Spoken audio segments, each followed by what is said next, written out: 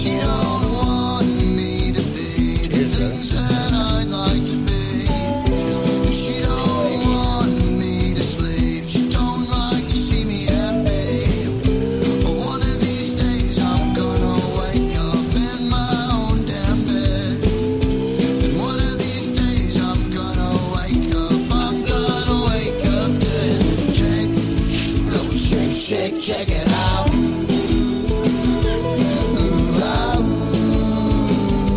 Check it out. All right, what's up, everybody? It's Austin back at you with another episode of the Book of Austin Life of Detours podcast.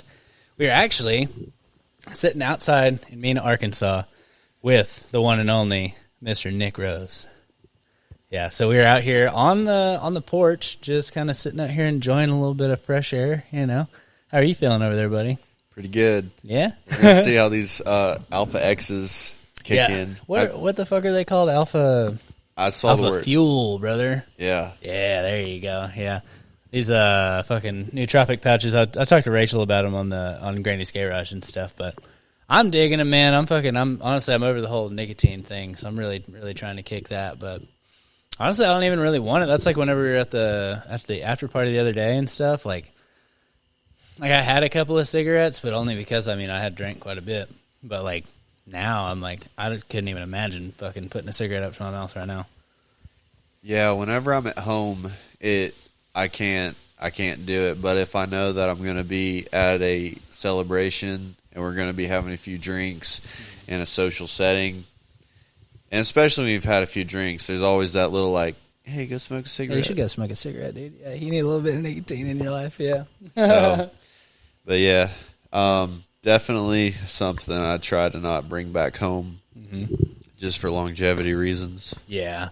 Yeah, I keep a pack in the garage, just for, every once in a while you kind of want one. Like I do for Granny's Garage, because Rachel can't smoke inside, so like we're doing Granny's Garage, so I'll fuck with her and I'll smoke a cigarette in the garage, because, yeah, just give her a hard time, really. Yeah, yeah. I used to keep an emergency pack around, and I actually told you about this. I used to keep an emergency pack around, and then, an emergency pack would turn into one a night. 2 a night, 3 a night. I think you did mention that, dude. Yeah, because whenever you have them, you kind of want to smoke them. Yeah. But I've had that same pack. Is a pack of Marlboro Reds, which are like my favorite. They're actually getting stale at this point because I've had them in there for like fucking 2 or 3 months, dude. The same pack. Just haven't even went through them. Have you ever seen those videos of guys opening up World War II, World War I MREs that have been sealed for like 60, 70 years? Yeah. And back in those days, standard issue in a MRE was a pack of cigarettes, pack of Lucky Strikes. Nice, yeah. So, and that was on both sides. I've seen videos where guys get old German MREs and they've got, German cigarettes in there, and they light them up right there on the video, and they're like, hey, these are actually not bad for 80-year-old cigarettes. Yeah, dude. What, dude? That's pretty sick, actually. I'd smoke one of those for sure, dude. Yeah, you have to, most for American history's sake. cigarette like you've ever seen in your life, dude. Yeah. Hell yeah, dude. Yeah, Lucky Strikes. They won World War II, man. Yeah, dude, they really did. Yeah. Isn't that how they got their name? Was that World War II or World War I? They got the name for them. I know that Lucky Strikes, that was the standard MRE cigarette. I don't know if they used something else in World War I. Maybe they used Camel. I think Camel was one of the first cigarette. Well, what was it? Something about the name is like it's called a Lucky Strike because it might, like, whenever you had them in the war, like, that might be your last cigarette or something like that. Like, if you had any left, or I remember because that's where the flipping the lucky thing came from, too, I think. Yeah, because those cigarettes, they used to have cards in there, and you would also trade cards, and they would be like your Lucky Stripe cards. Ah. But, yeah, I don't really know that much about it, but I just remembered, like, every time I do buy a pack of cigarettes, because, Marlboros, a pack of Marlboro Lights, shit, dude. $9. Like $10, yeah, dude. And then, like, same thing with Camels. And I remember in high school, that's all I smoked was either Marlboro Reds or Camel Blues. Yeah, dude. Camel Blues. Damn, I haven't had a Camel Blue in a minute. Yeah, $10. I just had that crazy motherfucker walking around with Camel Wides, dude. Non-filters. Yeah. You might as well just go get a cigar. Yeah, for real at that point, yeah. But every time I do buy, like, for for the wedding we just got back from. Like, I had a pack of Lucky Strikes, $6. Yeah, I think I got one off you, and I was like, is that a fucking Lucky Strike, dude? No, what's funny is Dexter gave me a Lucky Strike the night before. Yeah? Yeah. Yep, that's crazy. You want to know who got me on some Lucky Strikes was Russell.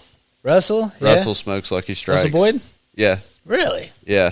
I thought he was a Marlboro Black guy. No, Well, Brittany was Marlboro Blacks. Whenever Russell and I were installing solar together, he would always have a pack of Lucky Strikes with him. And there's a couple of times I bummed a few Stogs off him, and I was like, wow, these are actually pretty good. Oh.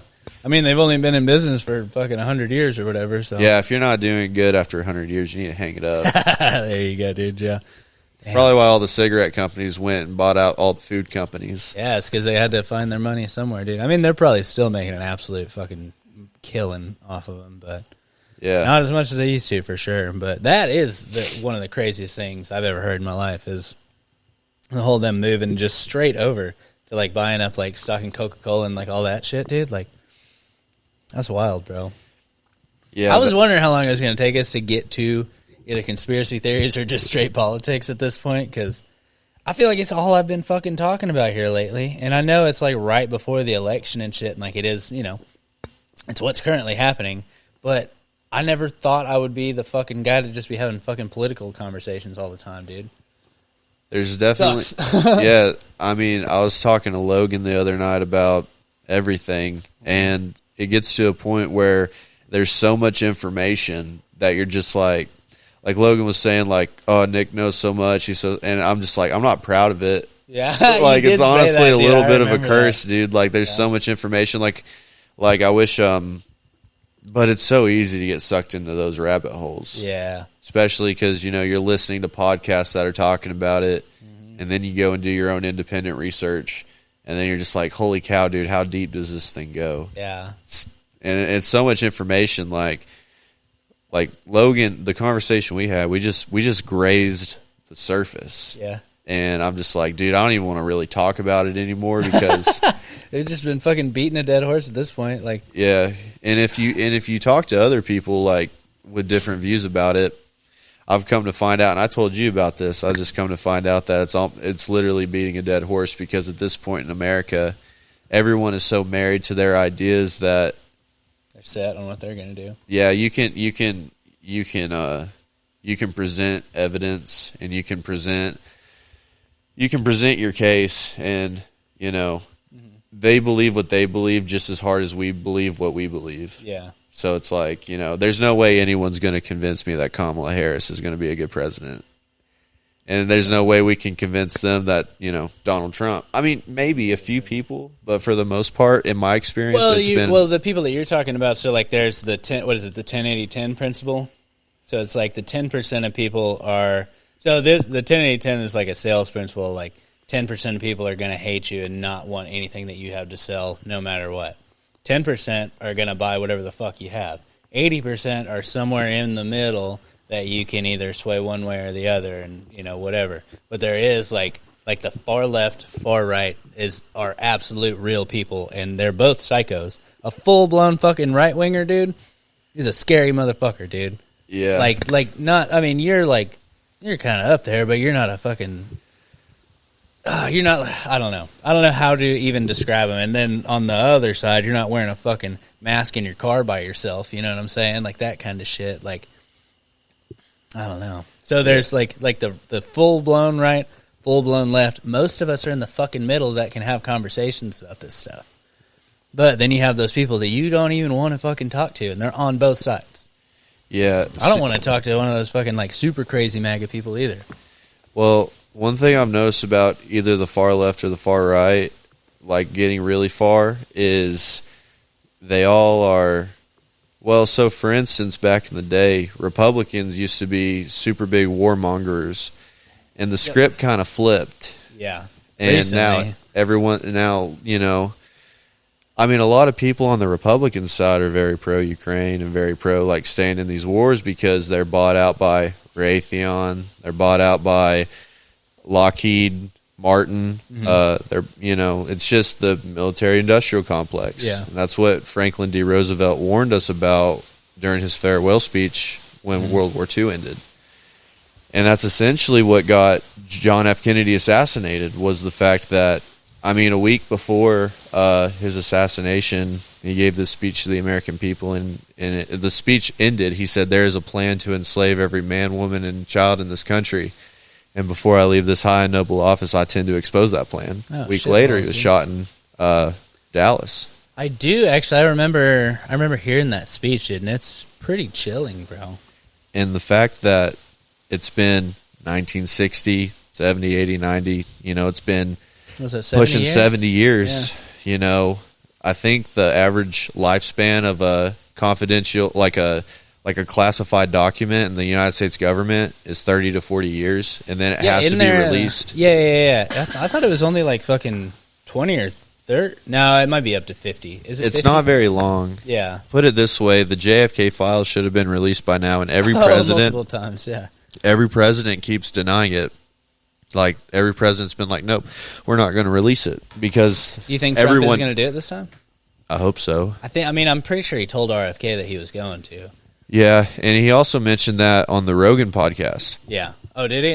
He was talking about the JFK stuff and releasing that. And I hope he does, because the American public needs to know. I think the more that the American public we can expose these industrial complex, whether it be the military industrial complex, the pharmaceutical complex. Yeah. Big food, big pharma, big ag, all these giant corporations. Some people don't think these are even things. Well, yeah. I'm not naming. Never mind. Keep going. Sorry, buddy. Well, I mean, it's just the truth. People really don't believe that it's a real thing. Yeah, and and it's just like, and I've had conversations with those people. I have people in my family. Yeah, and they're like, "Oh, you really think that they're out to get you?" I'm like, I don't think they're out to get. I think they just don't give a fuck. I think they're just trying to take that dollar, whether it kills me or not. Yeah. Like, it's not that they're like saying like, let's give, fuck them, let's give them this. They're just like, no, this is cheaper. They can have it. Fuck them, Yeah. And I mean, ultimately that's what America has become. I believe capitalism is the answer. Communism, we tried that. Well, the United States hasn't tried it, but you can look at every other time that it's been tried, China, it's fucked up. Yeah. Soviet Union. I mean, even before the Soviet Union collapsed into modern day Russia. Yeah. I mean, you can tell that on a large scale, communism doesn't work. Now, if you lived, the only reason that it works in China is because they made it China. Well, it's a dictatorship. What did they call it? Well, also that. Yeah, but so it's basically, oh fuck, what was the word that they use? It's communism with capitalism mixed in. I can't remember what they called it exactly, but basically like there is still the competition part of it, but it is all still controlled and, allocated in certain ways. Well, in America, these big corporations, like Elon Musk, like, he has to pay taxes. Yeah. But the government doesn't say that. Ooh, little spider. What's up, dude? Little jumper. Yeah, it's a little guy, dude. He's a little fast guy. Sorry, keep going. I think they're the cutest. Dude, they are cute. They're I think Kristen's brother actually has one. Like they caught it and made it like a pet. That's cool. Very, very cute, dude. Yeah. But China, if you start a company in China, that's not your company. That company is owned by the Chinese government. The People's Republic of China or whatever the fuck? Yeah. Mm-hmm. And so, like America, if you start a company, it's your company. Mm-hmm. But if you start a company in China, that's China's company. See, that's the point of communism. See, I've never really understood how that could possibly. Well, so communism works like this. Communism works that you've got a head guy, and the head in let's say you're in a village, and in small groups, communism does work. It just fails on a big scale. Okay. Let's say you live in a village of 10 people. You're a farmer. One is a hunter. One gathers water. Okay. Yeah. Each person is gathers resources. Mm-hmm. And then let's say you've got a guy at the top. Throw it all in the fucking middle, and then you divvy it up, right? Yeah, and everyone distributes it. Mm-hmm. And normally, the guy at the top, and that's one thing with socialism and fascism all have in common with communism, is they all have one guy at the top that's like basically in charge of the whole thing, and just that guy basically gets to say, like, okay, you get, so the farmer, you know, he basically controls the resources. And when you put it on a grand scale, well, power corrupts all. Right. Like, given absolute power, I mean, So you're telling me I get to tell millions of people when they get their food and money and stuff? yeah. Yeah. And then you start getting dirty with it, and I mean, and you're telling me if I don't give certain people these things, I get paid for it and stuff like that? Like, yeah. little back end deals that get done? Now, I mean, if you just had a Jon Snow, Yeah. communism might work if you had a Jon Snow. Yeah. Because Jon Snow is like What's his real name? Is it Rhaegar? Rhaegar Targaryen. Yeah, okay. Or Spoiler alert. no, his name is Aegon Targaryen the Aegon. sixth. Yes, okay, yeah. The sixth Aegon Targaryen. But unless you had, and you know, there's that saying that the only people suited for power are the people who don't want it. Yes, right. So, and that's where politics get hairy, is because I maybe think that's where both Trump and like in the whole RFK thing, like Kennedy, he didn't want to. He never wanted to fucking be in politics. His fucking dad and his fucking uncle both got fucking murdered for being in politics. Yeah. He wanted to be a fucking lawyer and still do fucking good things, you know. And like he did a lot of fucking crazy stuff. Like he fucking, like with all the like lawsuits that he won and like took care of, like, what was it, the Hudson River and stuff like that. And then he was presented with all these things and was like, you need to fucking get in there and start taking care of this. And he was like, basically, if you're the only one that can do it, like, with great power comes great responsibility kind of deal. Like, if he's the only one that can fucking get in there and do it, kind of have to be the one that gets in there and does it, dude. Yep. They kind of got forced into this stuff. As far as I understand, you know, I'm sure there's way more to the story, and I'm also not the most educated, especially in, you know, political matters. But from the story that I've been told or have seen, and from his own fucking mouth, sounds like he didn't want to fucking do it in the first place. And now he's part of the Trump campaign, and Trump was never he wasn't a political guy in the first place anyways.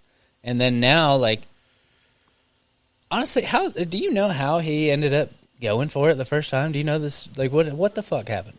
Well, if you ask me what I think that Donald Trump in 2016 decided to run because I genuinely believe that the guy loves America. Now, a lot of people who are on the left or who really hate Trump, They think he has some agenda or was Well, pushed up by I think- Russia or whatever the fuck they want to say. well, they like to. One thing I hear a lot of left ideology people say is he has a big ego. Like, you know, New Yorker, real estate, builds these towers with Trump's name on it. Mm-hmm. Like, I mean, I'm sure the guy does have an ego. There probably is a little bit. But of the that. fact of the matter is the dude was already rich. Yeah. The dude was already loved by almost everybody. In fact, in 2016 when he ran, He had to quit doing the fucking show that everybody loved him for. The and he was Apprentice? getting paid a fucking shit ton for. well, he went on The View. You know what The View is? Yeah, I Whoopi saw them talking Goldberg. about that, dude. Yeah. He went on there, and they all were hugging him and saying, What well, we is wish it? you luck. We're so happy you're running. Oprah, fucking It's Whoopi Goldberg. Goldberg, yeah. What the fuck is that lady's name?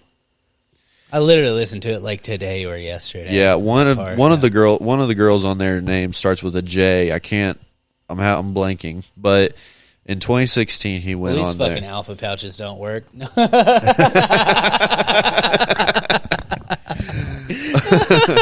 Give him time. Give him time. Yeah. It's a slow burn, brother. But he went on The View in 2016, and they were praising him like, "We're so happy you're running. Yeah. We wish you the best of luck." Whoopi gave him a hug, and you know the reason why, you know, everyone, the media goes after Trump. The reason why Trump is so villainized in today's because Trump directly stands between like the big lobbyists, the billionaires, the elite, the industrial complexes, because he's seeing firsthand what they're doing to this country. Yeah. Just a second ago, before you showed up, me and Anna were watching this short little video. It has Jim Carrey on it, and I believe Jim Carrey's wife at the time. Oh, the one where he was on. It was the older guy with all old the little late night dots. show. Yeah, all the dude. little dots in the background. Can't remember his name, but Wasn't it Jimmy Carson or something like? It was No. a show like that though. I don't yeah, know. it was like a talk show. It was just like an older guy and Larry King. Larry King. Yes. Yes. Yeah. Okay. Thank you. Yep. Fucking alpha pouches. Yes, thank you. Yes, they were on Larry King, and they were talking about the rollout of vaccines that came out in 1991. And then the uptick in all these different disorders, right? Well, yes. What was it? They didn't really talk about the disorders, but they were talking about why is it after 1989 the pharmaceutical industries rolled out 26 new vaccines. And they were talking about how, like, for instance, why is hepatitis B needed on the second day of life? Hepatitis B is a sexual transmitted disease. I tried to pull that up the other day. And I'm not saying I'm an anti-vaxxer. There are vaccines like There are some that a lot of babies but you die don't from need them all at the same fucking time either, though. yeah, with a little baby, but like a lot of children, a lot of babies who aren't vaccinated come down with a thing called whooping cough. Mm-hmm. And when Eli They have a fucking thing for it. when Eli turns either 1-year-old or 2-year-old, we're going to take him in for his first round of vaccines to protect him from polio, whooping cough, things like that. But, we're going to let him get chicken pox. Yes. That's the only way. If he doesn't get chicken pox as a young kid, He'll naturally. get fucking shingles later. Yeah, it'll kill him if he gets it when he's 30. Yeah. Who was it? Somebody in Kristen's family just got fucking shingles recently. I was like, what the fuck? Like, and so they went and they took the shingles vaccine or whatever. But I was like, I kind of forgot about that because I had chickenpox as a kid. Yeah, me too. That's all you had to do. And it is like, I don't know how long chickenpox lasts, but I remember it like a sucking week. ass for Yeah. like a day or two or something or whatever the fuck it was. And like whenever COVID came out, everyone was talking about how natural immunity isn't the better option. Like, you have to get vaccinated. You have to get vaccinated. It was like, well, then explain chickenpox. I always said, dude, like throughout that entire process, I was like, dude, I believe in my body more than I believe in anything that they're gonna fucking tell me, dude. Your body's gonna, like it. That's the only way. I've always. I'm also not a fat, like a fucking, I'm not trying to like disparage anybody that's like doing any of this stuff, but like I take care of myself, and I like that's why I can personally say like I believe in my immune system to take care of something like that. Like if you have autoimmune disorders or like you have comorbidities already, like then I don't know, like with the right scientific backing and stuff, that might be the better option. But for a person like me or a fucking 15-year-old kid who's playing fucking football and fucking running track and shit like that, he probably doesn't need a vaccine, buddy. Yeah, someone with a perfectly healthy immune system. Yeah. Yeah, I mean, not saying I'm a 15-year-old track star or anything. but there's definitely, that Joe Rogan podcast that had the brother and sister on there. Oh yeah, dude. And one of the, I can't remember their names. Spider just crawled over on me, dude. Did you see that shit? No. Whoa, dude, I gotta look at tell him you. go. He just fucking like Spider-Man'd over there, dude. That was crazy as fuck. Dude, jumping spider, dude. That's how Spidey jumped so far. He's still going, dude. Look at him. He's over here on the side. Oh yeah, I can't see him. They don't actually bite, do they? No. No, I didn't. Well, think so. I don't know. I don't know if they could. Yeah. I don't think so. Here he comes. He's coming around the corner right now. What are you doing, little spider? Oh. Little shifty guy. Yep. Yeah, I saw him fucking there. I guess he had got a web over here, and he was fucking like underneath crawling across on me, dude. He just tried to cat burgle me, dude. The other day, one jumped on me, and I felt bad because I was at work and I was clocked in, and I spent probably 20 minutes playing with this jumping spider. They're cute, dude. That guy's cute as shit, man. I was just talking to somebody the other day. They were talking about it was Kristen's brother, actually. They were talking about like living out in the woods and stuff, and I was like, honestly, like there's less bugs living out here than there are like in the city, like as far as like roaches and stuff like that, dude. Yeah. Like if you fuck around and like you don't like take care of a few things there, like you'll get roaches and like all kinds of shit. But like here, you're just gonna have spiders, obviously, and most of them are harmless. Like this guy's not trying to hurt anybody. Yeah. Well, it's probably, I'd assume you have some cobwebs up here and shit. Like those are completely harmless spiders. Get rid of the brown recluses and shit, of course, but most of the spiders are gonna take care of more stuff than you got to even worry about. Anna and I make a pretty common practice of not messing with the natural order of things around here. We have a spider out on our front porch, and he's been there for 3 months now. Yeah, and nice. he's actually kind of blocking off a walkway because his web is so big. But I'm like, is it one of those writing spiders or anything? Or he's I don't even know what kind of spider he is. what kind of web does he have? Does it have like It's like a little. It's just like a circle with all the. It's just it's like a classic spider web. Uh-huh. Like if you imagine a spider web in your head, that's What what does it he is. look like? Brown. Brown. He's not a recluse. I don't think He's a spider. I don't think recluses. I can identify a recluse. No, I think recluses make the like smaller, like tight webs, right? Well, I don't even think they do make webs. I think No? recluses just hang out in dark, warm. Corners, right? Like, Shit. dude, if you go out into my shop, brown recluses for days. Oh, I bet they fucking love it out there, dude. Well, especially in the summertime, brown recluses like places where they can really hunker down under stuff. Like every time I lift up like something in my garage, whether it be a piece of cardboard or wood, Yeah. there's always several brown recluses under there. Why the fuck? So I gotta. What are they good for? Beats me, dude. All they do is just sit in the fucking. Do they kill? All I know rats is and if shit, or one what? of those things bites you, you're in a lot of trouble. Oh yeah, it's not gonna be good. for So a like while, I don't man. even mess around. I stomp them. Yeah. Oh yeah. No, brown recluse or a Black fucking widows black are the widow, same story, dude. 100%. I I will stomp 'em. 100% kill you every. And single that's time. probably ignorance. I'm sure you might get a wildlife guy watching your podcast and be like, "Oh, mate, don't do that." No, that's dumb. No, fuck you. I But don't give a shit what you say. I'm killing a brown recluse and a fucking anything that is poisonous is gonna. They can find somewhere else, dude. you want to know Go something? fuck yourself. Snakes do not bother me if they are non-poisonous. No, no. I could be face to face with a big, like a green anaconda, Yeah. and I would like not be nearly as frightened as if I was faced with like a king cobra. Or a fucking water moccasin or something, dude. Yes. Yeah. Dude, hold on. How. This is my thing about alligators, too. I'm not scared of alligators. Yeah, me neither. Like, I think I could get away or outmaneuver it or something, but a snake, an anaconda or something like that, how do you get caught by that? Well, I think you'd Is have it to put usually like a yourself in their surprise? environment. Yeah, Yeah, they're right. ambush predators. Yeah. But And almost the same thing with alligators, right? yeah, have you ever heard of a guy named Paul Rosley? He did Joe Rogan and he did Lex Fridman. The guy that The he does Amazon the Amazon guy? Yeah, dude. Yeah. And he was talking about that one where he couldn't fucking put his arms all the way around Like it. a 25-foot anaconda on a floating island in the middle of the Amazon. You know? Yeah, dude.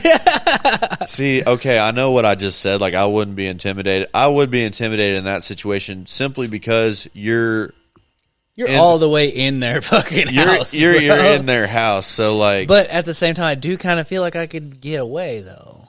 if If it gets a hold of you, Yes. if you were in the water with a 25-foot anaconda and it was anything hungry in the water, fuck that. and it No. was hungry and it got you, I'm not in the sorry, water. bro, but there's no, unless you had a knife or something and you had a free Even arm. then, dude, yeah, for real. Yeah. I can't. Yeah. No, in the water, I'm scared of alligators, snakes, turtles. Fuck it, anything in the water, I'm scared of it, dude, for sure. I'm scared of open water in general, actually.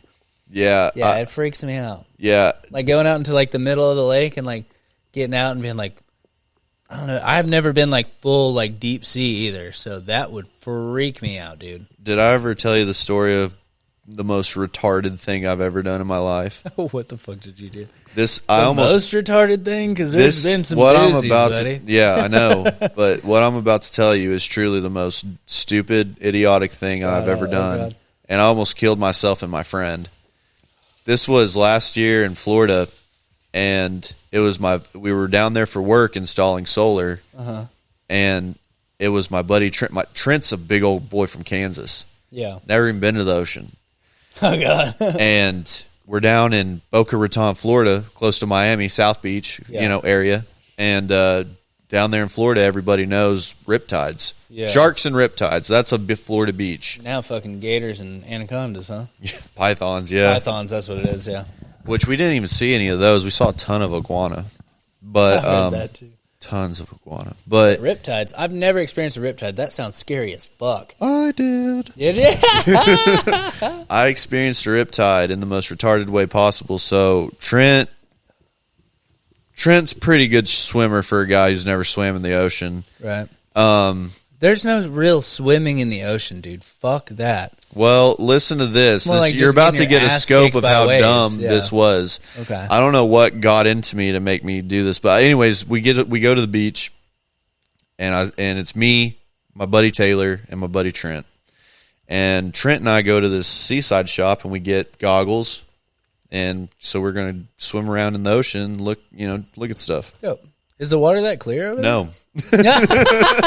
Okay. But I told Trent, I was like, hey, how cool would it be if we swam to the drop off and got to look at the ocean? Like, you know what I'm talking about, the drop off? Yeah. It's like shallow, and then it's just like thousands of That's feet. that shit from Nemo, right? Yeah. That's exactly what I was thinking about Yes, too. Okay.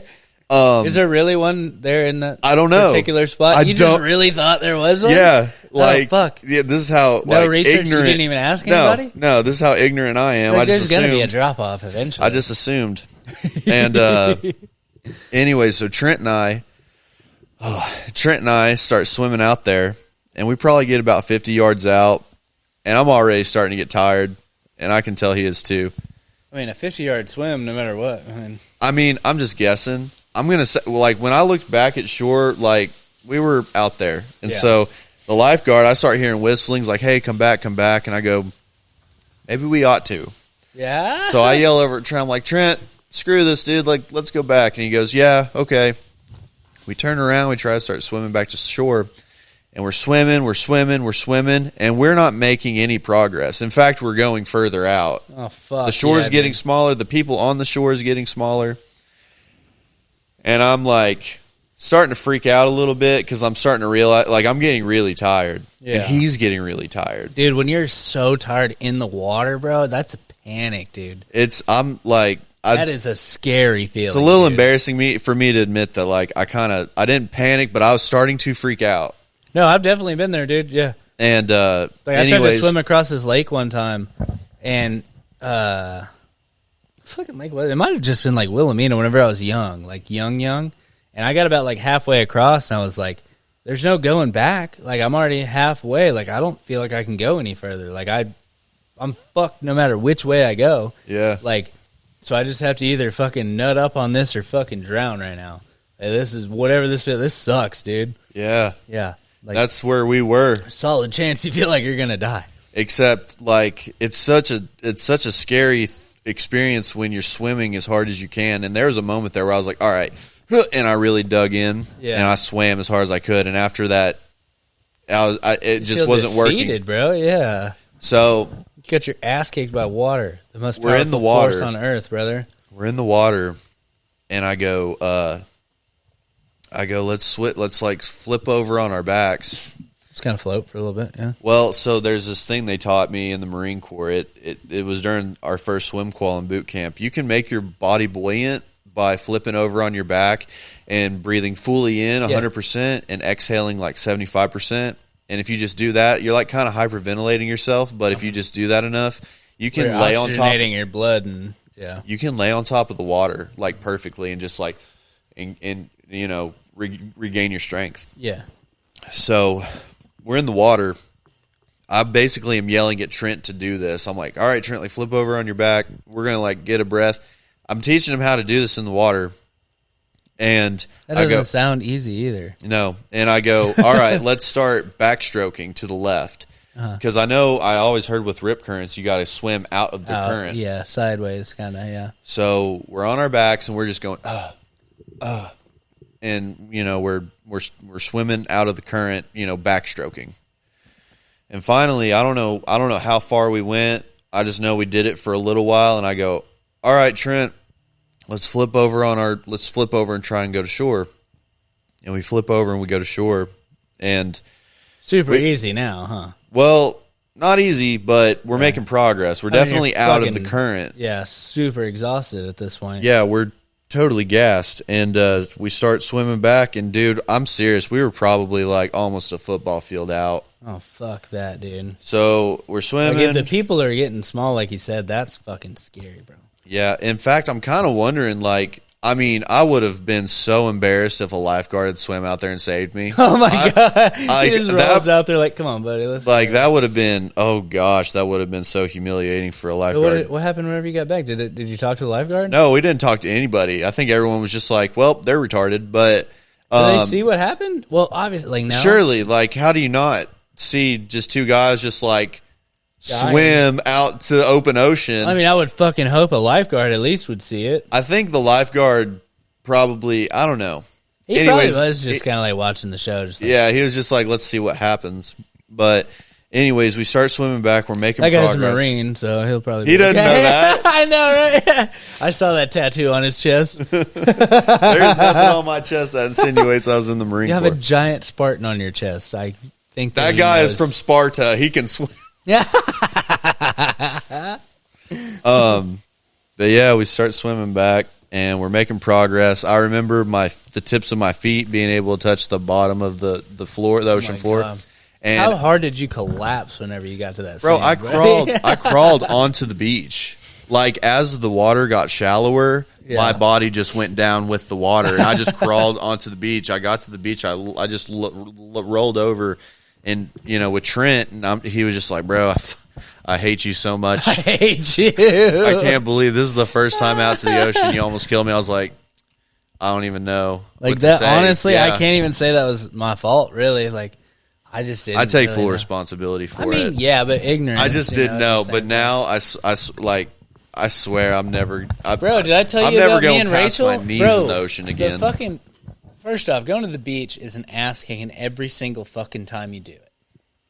It's like it's so much fun, but like you are just so tired because you're just fighting the fucking water all day. If you get in the water, I guess a lot of people maybe like stay on the beach or whatever, and the sand. Like being on the beach itself is hard. It's a workout. But then if you're out in the fucking water at all, you're just getting your ass kicked the entire time. I can totally understand why Apollo decided to train Rocky out on the beach. Yes, dude, it's Totally hard understand. Hey, can you hand me that whiskey over there, or the old fashioned mix? But dude, so did I tell you the story about me and Rachel? I have a scar on my back from it. No. Yes, dude, I got. What are you I got talking my fucking about? ass kicked out at fucking South Padre, bro. I'm always rolling up, and you're like, check out this new cut, Check out bruised this new scar. fucking cut scar I got, dude. I can't believe the one from today, dude. That shit fucking makes me so mad.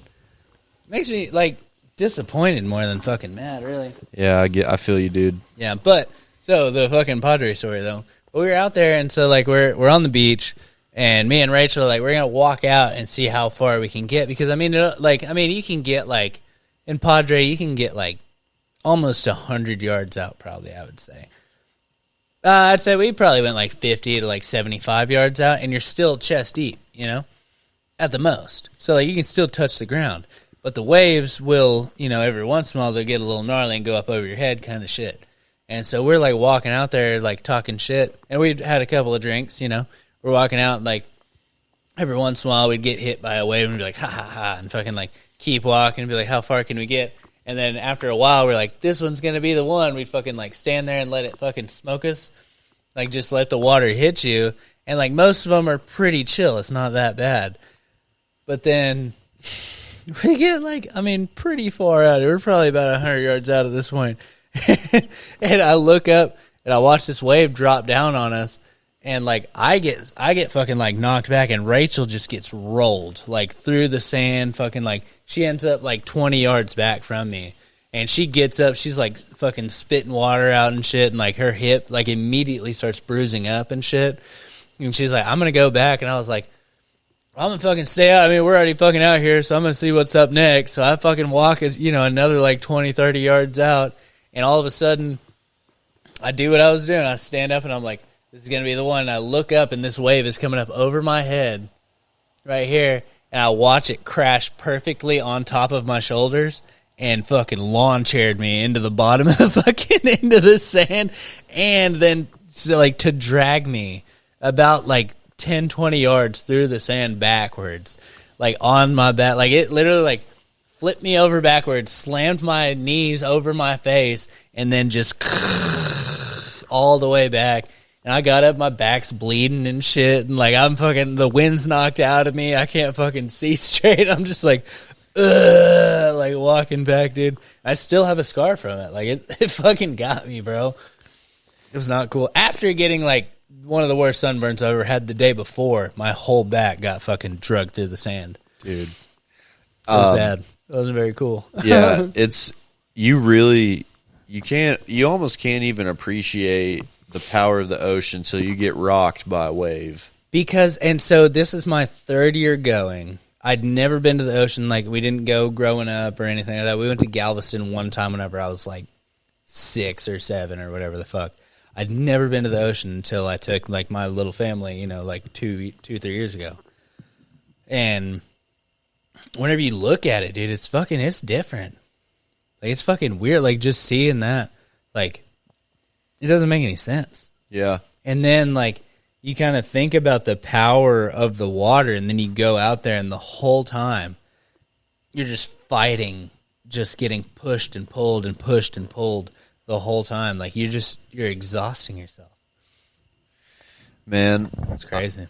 I remember I tried to surf in 2016. No, it was 2015. It was right after boot camp, and me and my buddies went out. We were in Southern California. Probably the best shape of your life, too. Best shape of my life. Yep. And we went out, and I rented a surfboard because I've always wanted to try that. Mm-hmm. And I went out there, and I've only been surfing once, and that's this story. Oh, fuck yeah. And I tried it a few times, like, didn't really wipe out, but the fourth or fifth time I tried to drop in on a wave, and these aren't big waves. They're maybe 4 or 5 feet. Yeah. Like, these aren't big waves, so I fucking wrecked out. Kind of tried to drop in, slipped, fell. The wave took me under. The undertow slammed me at the bottom. So that's what got me too. Okay, right.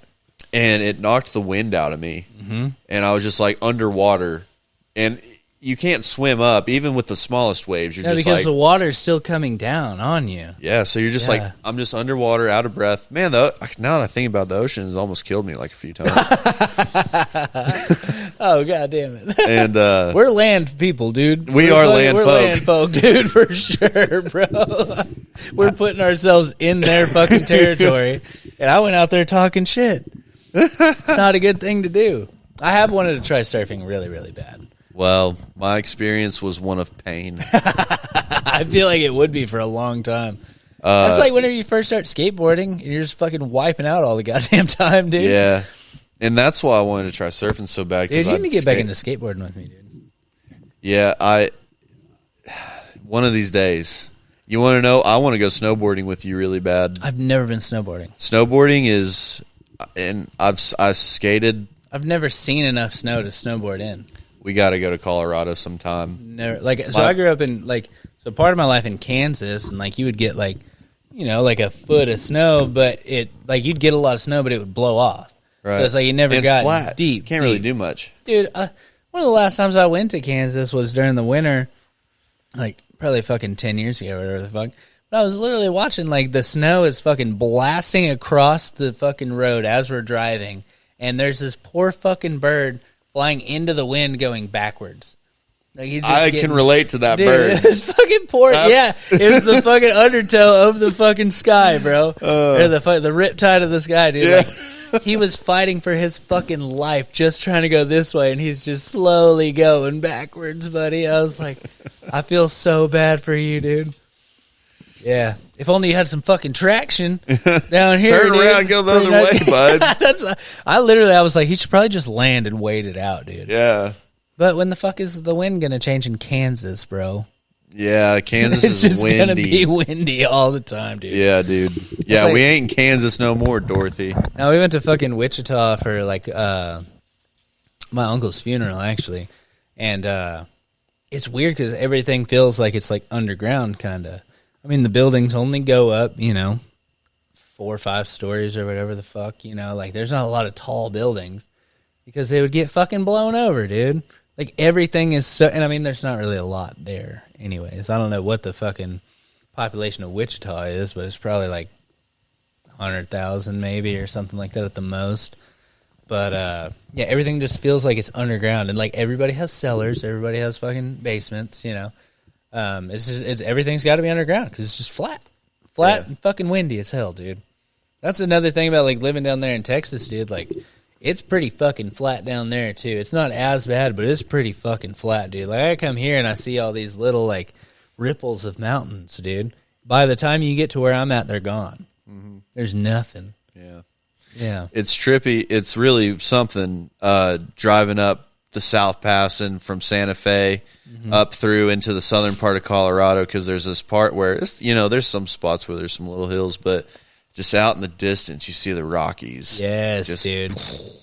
That's like whenever we went to we went to Colorado Springs first, and then we drove to like a campsite and then to Denver, and it's like it's flat in between for the most part, like in between. So like I guess you have like those really fucking they must be like crazy deep valleys. I've never seen like a topographical map of it, but I bet they're fucking wild looking, because like you just look off like probably 50 miles away, dude, or wherever the fuck, and it's just the biggest thing you've ever seen. Like you're like, and it's the same thing as like whenever we went to the Grand Canyon. Like they say like it is that grand, like your eyes do not even comprehend what you're looking at. Yeah. Like, your fucking brain fries a little bit whenever you look at this. You're like, what the fuck?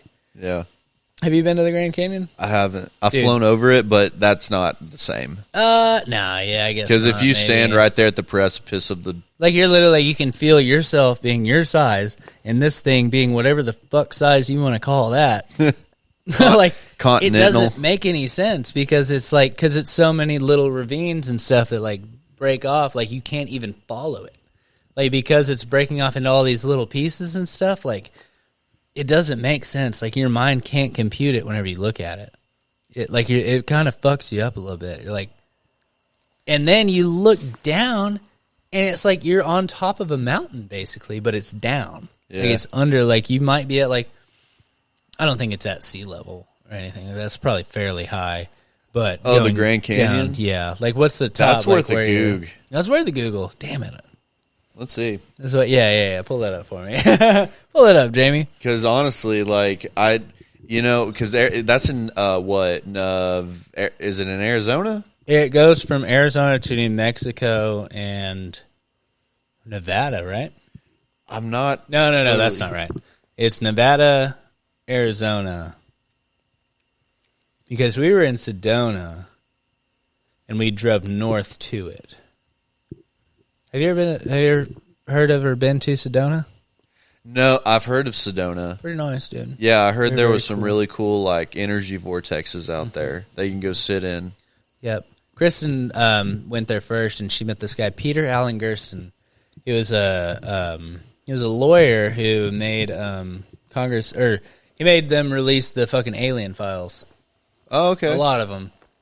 And so he's completely convinced that we're in a simulation and shit like that. And like whenever we went there, I don't know if I can talk about it, but I was somehow gifted some mushrooms within this entire thing, of course. And it was like none of this is like, nobody accepts money here. Like we all just have experiences and shit like that. Like this whole place is just built on energy is kind of what the vibe was. And it was like, really was, dude. Like, the whole time you're there, like, everything is just fucking chill, except for our fucking Airbnb owners, apparently.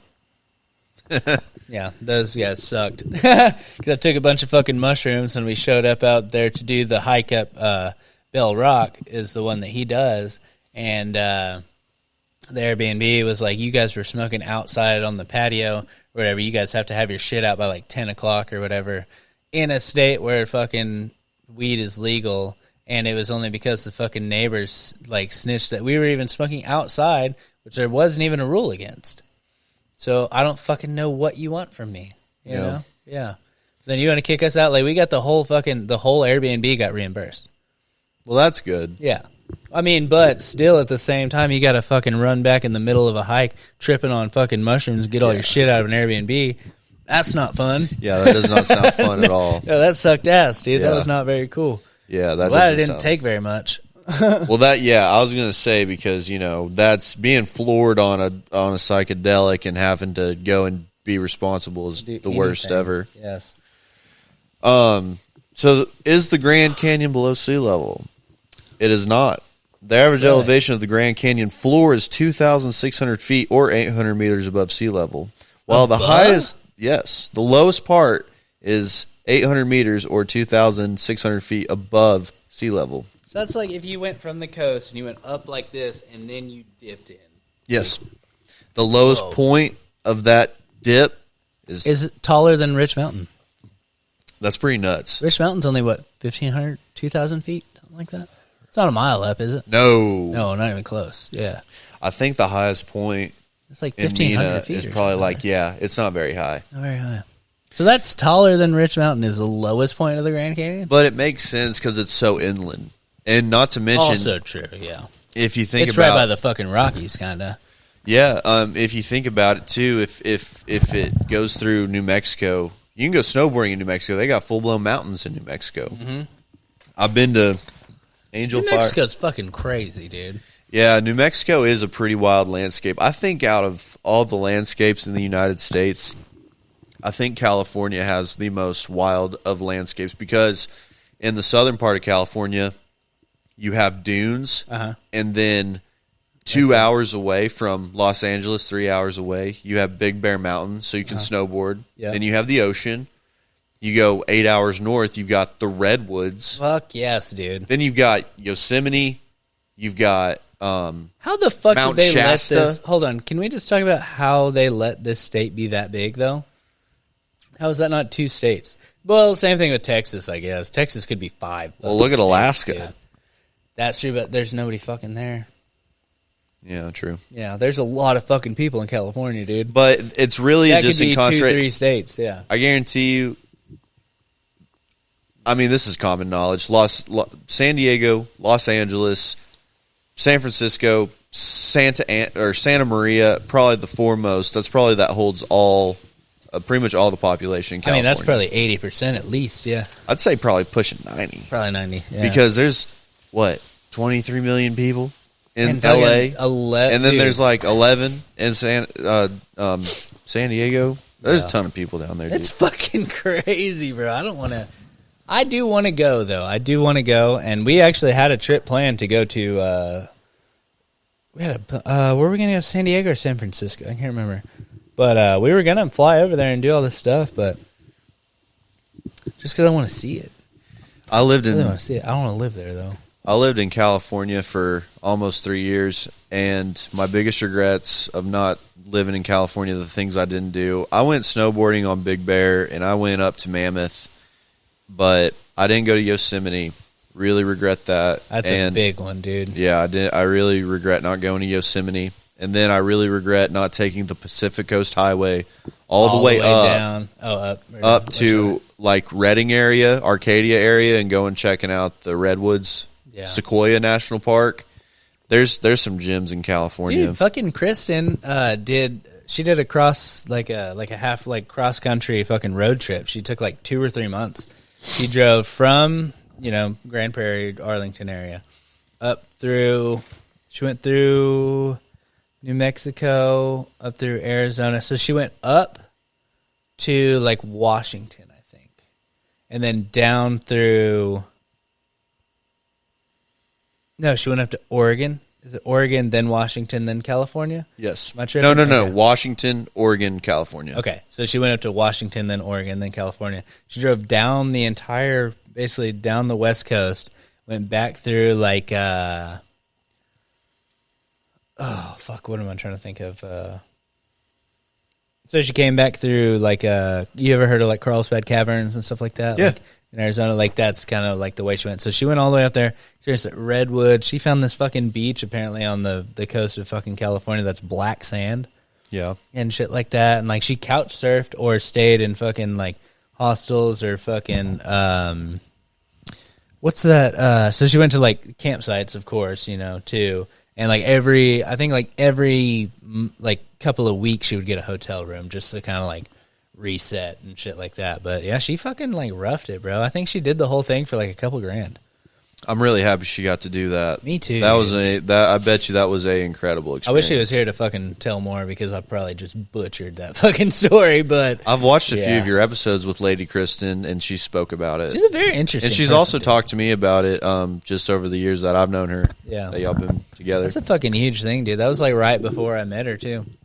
Yeah, That's super cool. If that's a cool and sexy lady. I tell you what, brother. yeah, if I wasn't where I was at in my life right now, I'd take off and do a little Bro, wandering. I would be living in a fucking van somewhere, dude. Like, I think we talked about this before. I'd be living by a creek in a fucking van by a fire or something at this point, dude. Yeah, I remember having aspirations for doing what she did at a young age, and golly, I regret not doing it. Bro, and like we've been talking about like the whole bus situation and stuff like that, dude. Like, don't get this wrong. I feel like I've said this better than I'm probably going to say it now. But like, if something were to have happened, or like had I never like had a kid and like been with Kristen and stuff like that, like how easy. Let me just wipe everything that I just said. Just how easy would it be to just buy a fucking Sprinter van and fucking turn it into a fucking living quarters and just go across country if it was just you and you had some kind of like work that you could do and shit like that. Like, that's kind of the fucking life, and people do it. But it's like then you get, you know, the wife and the kids and all this stuff. And if you don't have somebody that's down with it, and that's what I love about Kristen, is like she wants to fucking go for it. She wants to fucking try it out and just see if we can fucking figure it out, basically. Yeah. Yeah, like we're like part of our plan, and we're kind of honing it in at this point, like here in about a year and a half. So we have like 6 months left on our lease right now. And do one more lease, make that fucking Dallas money for a little bit longer, pay a bunch of shit off, get our shit together, either do the bus or buy some land, probably a little bit of both, somewhere in between, and then just start fucking taking the fucking bus out, dude. Anna wants to do that really bad. She even when she was 5, Well, 6 I'm months gonna need pregnant. you to help me with the fucking bus, by the way. Oh, I'll be there. Obviously, the first guy I'm gonna call. I'll be there. Yeah. I'll be there, and I'll bring every last tool that I have, and we will work on it. Because that's where that's kind Let's of do where. mine first, and then we'll do yours better. All right, that sounds like a good plan. I bet, yeah. But Anna, you know, even when she was 5, 6 months pregnant, she was like always looking at vans and always wanting to do the van life thing. She's a hippie at heart. It's not that hard with kids, apparently. I've looked at like a couple of videos of people that do it. There's one video of people living in a bus with like 5 kids, bro. Oh yeah, definitely. People do it, yeah. And they're hard just fucking kick them outside, dude. And you know, it would definitely take some life. Adjustments. Like, I was talking to Nathan Brown at the wedding, and Nathan kind of works remotely, just on a computer. Yeah. Makes great money, you know. I would be living in a van. Doing computer software. Yeah.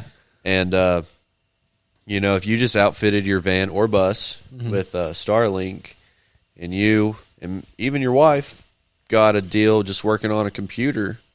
Well, she, yeah, so she has a thing, like she has a certification in a certain type of therapy. I'm not going to fucking mention it right now because I will butcher it for sure, but a certain type of therapy that you can do, and you can do it remotely if you need to and stuff like that. And then also, like, my deal with, like, trying to get, like, the podcast thing going for other people and stuff. I have a couple ideas for people that I want to start podcasts for. Should just be, I would just produce their podcast for them, a couple $100 a month, you know, here and there. Get 4 or 5 of those going, you know. You're living in a fucking trailer park for a couple $100, and then your fucking bus payment that you fucking got a loan for is like, you know, however much, and then you just pay that off. Yeah. And then I can bartend on the in-between no matter fucking where I go. So, Yeah. Seems like a good gig. Like we were talking about, like, if we were to buy land or something like that, possibly, like, because Tennessee apparently has really good laws as far as, like, homesteading and, like, apparently a lot of things. Tennessee's apparently one of the places to fucking be right now. But, like, just post up, you know, 50 miles outside of Nashville. Go in there on the weekends, 2 nights a fucking week, make $700, $800, you know, like a week. You're making fucking almost $3,000 a month. Your bills are $1,500.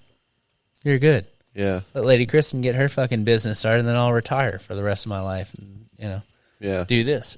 Yeah. Yeah. That sounds like a good plan, dude. Yeah, it's not bad. Seems pretty good. I mean, and especially, you know, Tennessee's beautiful.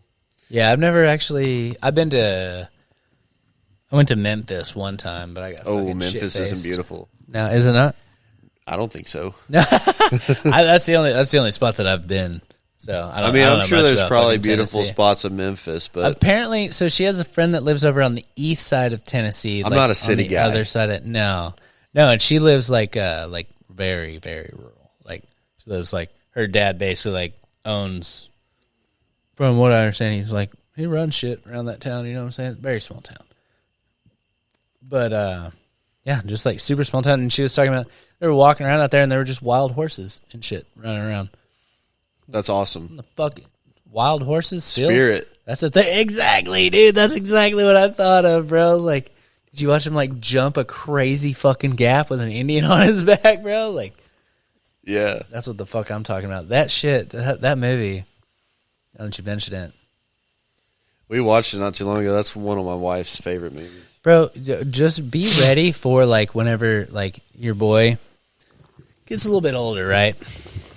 He's gonna be picking the fucking movies, even though you know that movie's fucking better for sure, dude. They're gonna want to watch fucking Nightmare Before Christmas for the 50th time instead of watching fucking Spirit right here. Or fucking I don't know, man. the I Meet don't, the Robinsons right here or something, dude. Nightmare Before Christmas gives me the heebie-jeebies, dude. Really, I never was big on it until I'm not a big. OC What's got that guy real big on Burton? it. Tim Burton, really? I'm not a big Tim Burton. How are you on guy. Beetlejuice? You like Beetlejuice? No, Really? I just don't. I don't know. I don't know what it is about it, but I'm just not into Did you it. watch the second one yet? No. I'll tell you what I like. Arguably better than the first one, but yes, go ahead. Lord of the Rings. Yes, Hobbit. dude. So I'm in a group of some sort on Facebook now, and I've been reading a lot of like the Silmarillion type stuff. Oh, I you've don't know been if brushing up on your lore. Let's Bro. talk. Can we talk about the fact that fucking Morgoth was like 40 meters tall or whatever the fuck are we talking about, dude? Yep. I did not know it was like that. I thought they were just like regular people that were just like crazy powerful, but these are giant fucking demon-like things? Well, so Am I tripping? well, see, so J.R.R. Tolkien was a devout Catholic, Okay. and so Lord of the Rings gets a lot of its, I guess, base lore from Christianity. So, like in the Lord of the Rings, you have all supreme, all knowing God, and who represents God. His name is Eru Ilúvatar, and Eru Ilúvatar created this race of angels. One was called the Ainur, which were the higher echelon of angels. These are like the archangels, Michael, Gabriel, except their names were like Manwë, Melkor. Melkor was Morgoth, Right. Kind of like how Lucifer, before he fell from grace, Satan was Lucifer. Yeah. So Morgoth is basically Satan, where Melkor was to Lucifer. Mm-hmm. Same person, just That fucking one I read about a spider earlier. Ungoliant.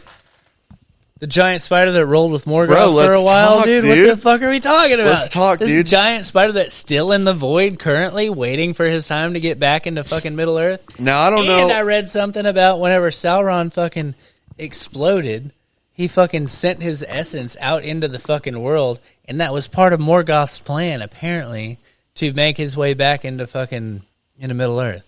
So there is This might be like Lord of the Rings conspiracy theory, dude. So there's a book, part of the Unfinished Tales by J.R.R. Tolkien. Okay. It's called Morgoth's Ring. So Sauron's got the one ring, right? Yeah, right. But Sauron Morgoth's is Morgoth's servant. little He's- bitch, yeah. Right. The Morgoth's Ring is the world of Arda itself. So Middle Earth resides in Arda. Arda is like Earth, right? Yeah, Arda is like the Earth. Yeah. But Middle Earth is just a continent on Arda. Because like in the far west, you have Valinor, the Undying Lands, Yeah. where elves are from, Manwë and yeah. all like the higher angels live, and the elves are from Middle Earth, but and the So part this is just like a planet in the solar system of this whole thing, right? By the way. yeah, and so like the elves are actually from Middle Earth, but And you know it's crazy, from the time that the elves awoke, and elves are immortal. They don't die unless they die from either a broken heart or combat. Okay. But the elves were born in a place called Cuavanin. Very fucking hard to say, whatever it is. Yeah. And Cuavanin is actually in the far east of Middle Earth. It's actually around the area where the Easterlings are from. And Those are the guys with the elephants, or no? Yeah. Yeah, okay. And Morgoth found the elves first and started taking them and corrupting them into the first orcs. The Uruks, right? Yeah. Well, no, that was different. Yeah. They were originally Uruks, right? Yeah, they were. Well, I don't know, actually. I don't know. It just said in the book that he started taking them and corrupting them into the first orcs. Well, because they started now, as one. Sauron created the Uruk-hai. Right, but the Uruks were before that somehow. You're probably right. Fuck, I honestly... I think Uruks were just, like, they took, like... Yeah, because the Uruk-hai are orcs mixed with goblin men, right? Or something like that? Or elves mixed with goblin men? Well, as far as I know, the Uruk-hai that Sauron created, he just created them, like, out of those mud pits in the bottom of Isengard. No, because in the extended versions, they say that they're... Oh, no, he said, do you know how the orcs came into being? They were elves once. They were once. elves once. Taken by the dark forces. Yeah. Morgoth. And then corrupted. And, but then, no. Morgoth found him first. It's Gandalf that says these. No. Was it Gandalf or Gimli that said, these are no mere orcs. These are Uruk-hai. Their armor is thick, their shields broad. Okay, I'm thinking of what Gandalf said, because that shit's hard though. Well, that's because like Sauron basically took. Well, Sauron was like the fucking Sauron's creation and put him on steroids. Yeah, they mixed him with something else, and I can't fucking think of what. But and then he fucked up. Like he really could have fucking ran shit, dude. Yeah, he could have. But he tried to fight multiple. I also saw something about how he tried to fucking screw Sauron over and take the ring for himself. Yeah, and you know, the crazy part is Sauron, Gandalf, Sauron, they're all the same level, right? They're all part of, so I was talking about the Ainur earlier. The Maya? The Maiar. Yeah, the Maiar. So you got higher echelon angels, which is like Melkor. Yeah. Morgoth. So the Valinor is higher, right? Or the Ainur. Ainur. Then the Ainur dwell in Valinor. And then you've got the Maiar, which are the lower echelon, lower power angels. And that's where, like, Sauron is one of those. They're immortal, angelic beings that were created by Eru Ilúvatar, the god. What the fuck is Tom Bombadil, dude? That's a great question, dude. He's a mystery, Nobody dude. J.R. Right, dude? What the fuck, J.R.R. dude? Tolkien died before. Threw that bitch in there. Well, like, J.R.R. Tolkien died. Like, J.R.R. Tolkien created so much, and then he passed away before he literally could answer the books of questions. That's almost more fun, though, right? It like allows the fact that you'll never know, dude. I don't know. Kind of sucks to not know, though. Yeah, it's like because this whole Tom Bombadil thing. Because I remember reading the book whenever I was young, and I almost don't even remember that part where they get kidnapped. Right, by the trees. By the trees. So when the hobbits left the Shire, it was Frodo, Sam, Merry, Pippin, and there was a fifth hobbit. Okay. I can't remember his name. Fatty Bulger. There's a fifth hobbit with them. And they go to the old forest. Read these fucking books, dude. And they go to the old forest, and the trees in the old forest put a spell on the hobbits, and they made them fall asleep. And the trees were going to like kill the hobbits because the trees are like hostile. Yeah. And then Tom Bombadil comes through, and he whistles a song, and the trees let them go. And the cool thing about Tom Bombadil is he says he is eldest. He remembers the first acorn and the first raindrop before the Dark Lord came in from the outside. And he's talking about Morgoth. Yeah. And the coolest part I think about Lord of the Rings is the sheer the scope of it, dude. It's because so fucking huge, from the time of the movies and the trilogy. When does the Silmarillion start, though? So, all right, put it this way. It's not even the first. So what is the third age is whenever? Yes. So you got the third age, the second age, the first age, the year of the trees, the year of the lamps, and then creation. Fuck around. So Galadriel was born during the year of the trees. She's like 10,000 years old. Yeah. nuts. No, dude. That's us going back to What Jesus, was it that, back here, back to Jesus, back here, back to Jesus again. That's old. What's his name? He was like, I was there however many years ago when the strength of men fell and he didn't throw the ring. Elrond. What? How many years did he say though? I was there, Gandalf, 3,000 years ago. 3,000 years ago, yep. Like Elrond's 3,000 years old. So what's funny is I read, so since I've been watching, how do you feel about the Rings of Power? Piss you off a little bit? Yes, it does, because I don't know enough for it to piss me off, but I know enough for it to like entertain me and make me ask questions a little bit. Well, to be like, what are you doing, dude? I can't exactly get mad at Amazon because Talking about the woke shit at the same time or no? well, here's the deal. Why would a dwarf be black? Well, whatever. Really the acting It would be is really so incredibly pasty white, dude. well. I mean, a lot of people. I don't know, but all I say is the acting isn't that great, in my opinion. It's just my opinion. I mean, but what did you expect, dude? The first ones blew it out of the fucking water, dude. You're Yeah, not gonna how do get you a hold up fucking to- Vigo and fucking Yeah, Orlando Bloom and fucking yeah, dude. No way. But here's my Nobody's problem. ever gonna do Vigo, bro. Here's my problem with it. And honestly, if I won like $1 billion, I would do this. I would go to the Tolkien estate and I would say, I will pay you guys. Name your price. It's a release place? Is that what you're release talking all the copyright to me. Let me buy Lord of the Rings. Let me buy J.R.R. Tolkien. You? And then I would hire once they release. So the reason why the Rings of Power makes me mad is because they're putting in a lot of stuff in the show that isn't canon. Yeah. It's not. They're just making stuff up, and it doesn't make sense. But why? So Why would they do that? because Amazon or the Tolkien estate only released so much copyright to them. They didn't give them the full thing. If they gave them the full thing, they might have actually made a really good show that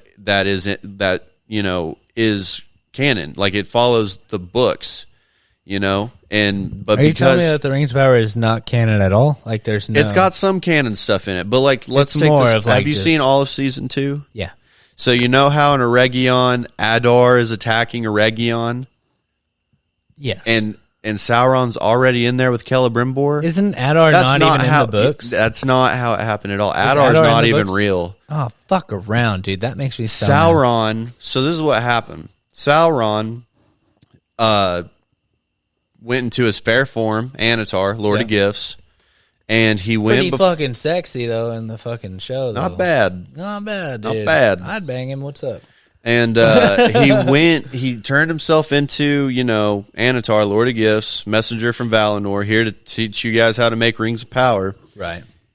2 clans of elves shut the door in his face. Gil-galad and Elrond both were like, no, we don't trust you. But Celebrimbor, who is the grandson of Feanor, who created the Silmarils, Right. he had something to prove. He's like, I want to be better than my granddad at crafting stuff. They kind of kept that. They did kind of kinda keep that. aspect of it. Okay. Yeah. But Now, the here's other where part. where they got lost is Adar was never even real. Sauron was mustering his forces at the same time he was manipulating Celebrimbor and creating the rings. And the whole time that they were creating rings, Sauron was touching them and messing with them and infusing his dark powers into them to corrupt, to Right, in the control show, the he minds. just touched the mithril for a second and threw it in there kind of shit. Well, he tricked him and said, "Oh, the mithril. This is mithril, but it was really his blood." But that's not how it went down. But anyways, what I'm getting at is Sauron. Oh, is, yeah, with the last rings? Yeah, those ones were super corrupt as far as the show goes. Sauron is the one who attacked Eregion, and Sauron is the one who killed Celebrimbor. He killed him in the show, too.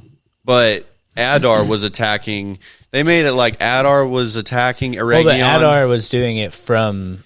Sauron Sauron's should have been behest, Adar. I would say. Okay. Because what happened was So Sauron's not even in Eregion when this goes down, is what you're trying to say? no, because so they created the Why nine. is Celebrimbor making the fucking rings? Well, check this out. So Sauron was with Celebrimbor when he created the 9 rings for the race of men, Okay. the 7 rings for the dwarves, Right. the 3 rings for the elves. So the 3 came Celebrimbor, first and the 7 then the 9. no, the 7, the 9 they made together. Right. The 3 Celebrimbor Celebrimbor made made. by himself. Yes. And That's why Sauron, they can still use them, kind of. Sauron found out about that while he was gone. You know, because Sauron went out and distributed the rings of power to the men and the dwarves. And while he was gone, Celebrimbor made the 3 elven rings. Really? And What also, the fuck? while Sauron was gone distributing the rings, he was also in Mordor crafting his one ring.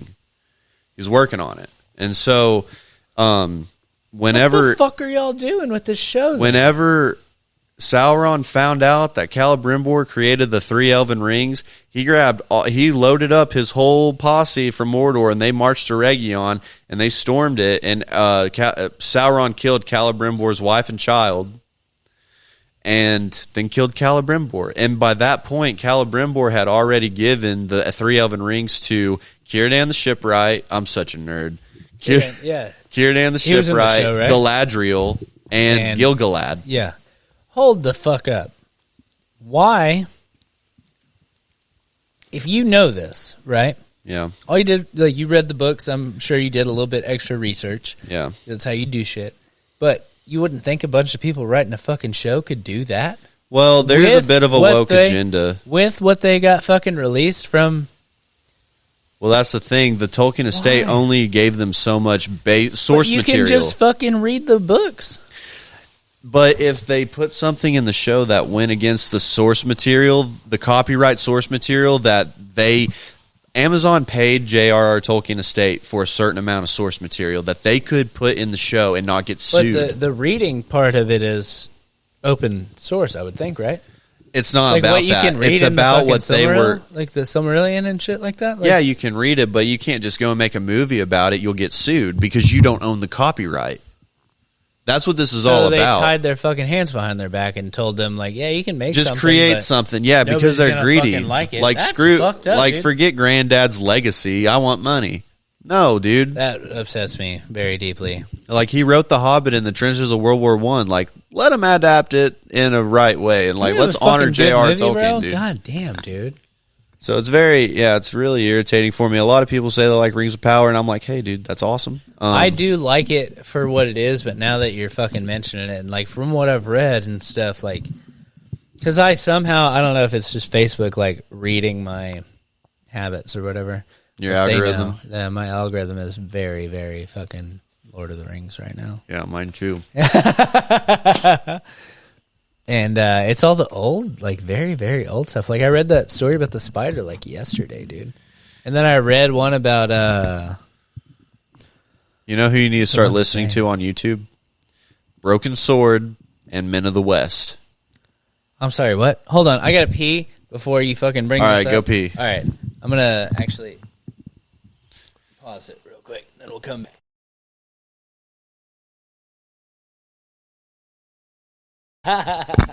They don't want to hear that. Yeah, we almost got Nick out here fucking freestyling on you boys. Yeah. I can't even. It's not even my material. Yeah. Well, I mean, it's your material if you fuck it up.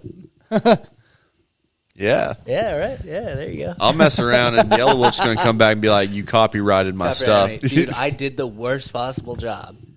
No, yeah. Whenever you did it the first time that I saw it, you absolutely killed it because I remember you did it. When the fuck did you did it at like a party or something? I was like, this It was fuck, at did me you and make James that and- up, dude? No.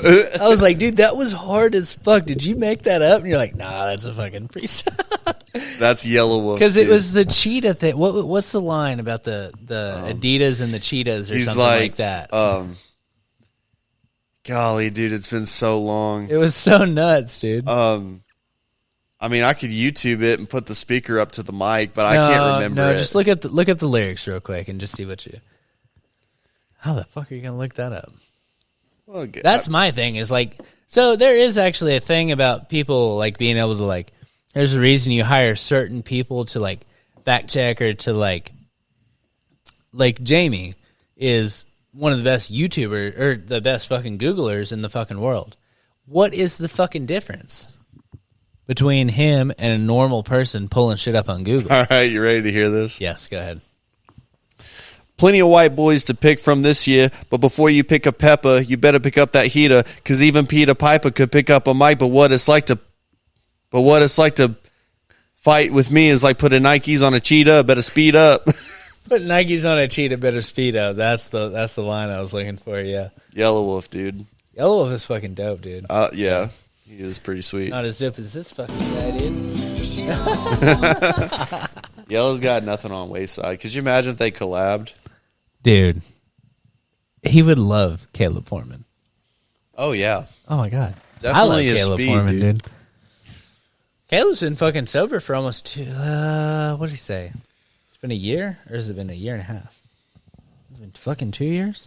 good man. It's been a long time. He's I'm been happy doing great, for him, dude. Yeah, It's a just sad gotta- life. Yeah. Sad life. Which part? Being on drugs. Oh yeah. Okay. Yeah. Yeah. So let me argue in the opposite, if I may, just a little bit. Well, I guess I should say No, not on drugs, but sober. Like not on like I'm not saying like totally sober. totally sober versus like the full blown on drugs, but like the in between somewhere where I feel like you are and where I am. Possibly. Yeah. I mean, I might be a fucking alcoholic. There's a fairly I can't. solid chance I don't know, there, dude. I can't. I'm not a fucking piece of shit or nothing. I don't like to think. Well, let me ask you: do but- you get the shakes?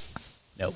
Not Well, you're usually. not. I don't think you're a full blown alcoholic. I did after, dude. Honestly, after the whole Ben and Ross thing the other day, that was the most I've ever shook in my fucking life, dude. Well, what That I'm was the saying scariest is, you fucking know what thing. I'm talking about when I say. I know, but shakes. whenever you said the shakes, like that kind of reminded me of like sitting on the couch listening to these fucking people like talk about it, and I was sitting there like that kind of fucked me up a little bit, like what just happened. Well- but the shakes, no, not really. Now I have like whenever you go on like a super bender, like for a night, like you drink like way too much, and you wake up the next morning like you just don't feel easy, you know, and like you feel kind of shaky, like not the shakes, I would say, you know, like you don't feel like 100% put together, and like you don't feel like I can't necessarily speak from an alcohol standpoint because like I've drank casually, but I've never been like it's never been like my not your my DOC, thing, brother. It's not your drug of choice. Yeah, my drug of as choice. fucking Logan likes to say nowadays. Well, I mean that's the proper term for it. I guess, yeah. My drug of choice was something way worse. It's really all about perspective. You know, alcohol, if you really do become a bad addict, is one of the two substances that can kill you through withdrawal, Yeah. along with benzos. Yep. But you know, in terms of how quick it ruins your life, like my drug of choice ruined my life within a few months. With alcohol, it might take a few years. Oh, yeah. You know, I don't know. I think if it was gonna do it, it would have done it by now. Hopefully, you know what I'm saying. It's like Shane Gillis, like I dodged it though. You know what I'm saying? But no, I think if I would have figured it out by now. And you and I have had several conversations where you're like, yeah, you know, you had conversations with Kristen, and you're like, I'm just going to take a break. You know, Yeah, like it's not that. and if hard you're to able to do that, you're not an addict. Addicts need it. need it, and from the perspective, and especially the drug that you're talking about, which you know, Well, since we're getting onto this topic, this would be a great time for me to just give my testimony. I'm down. If you, I mean, Yeah, no, completely up to you, and I that's not what we were coming here for or anything like that. But I Well- would love to hear it. well, you know. this is so I'm totally comfortable sharing it if you want to hear it.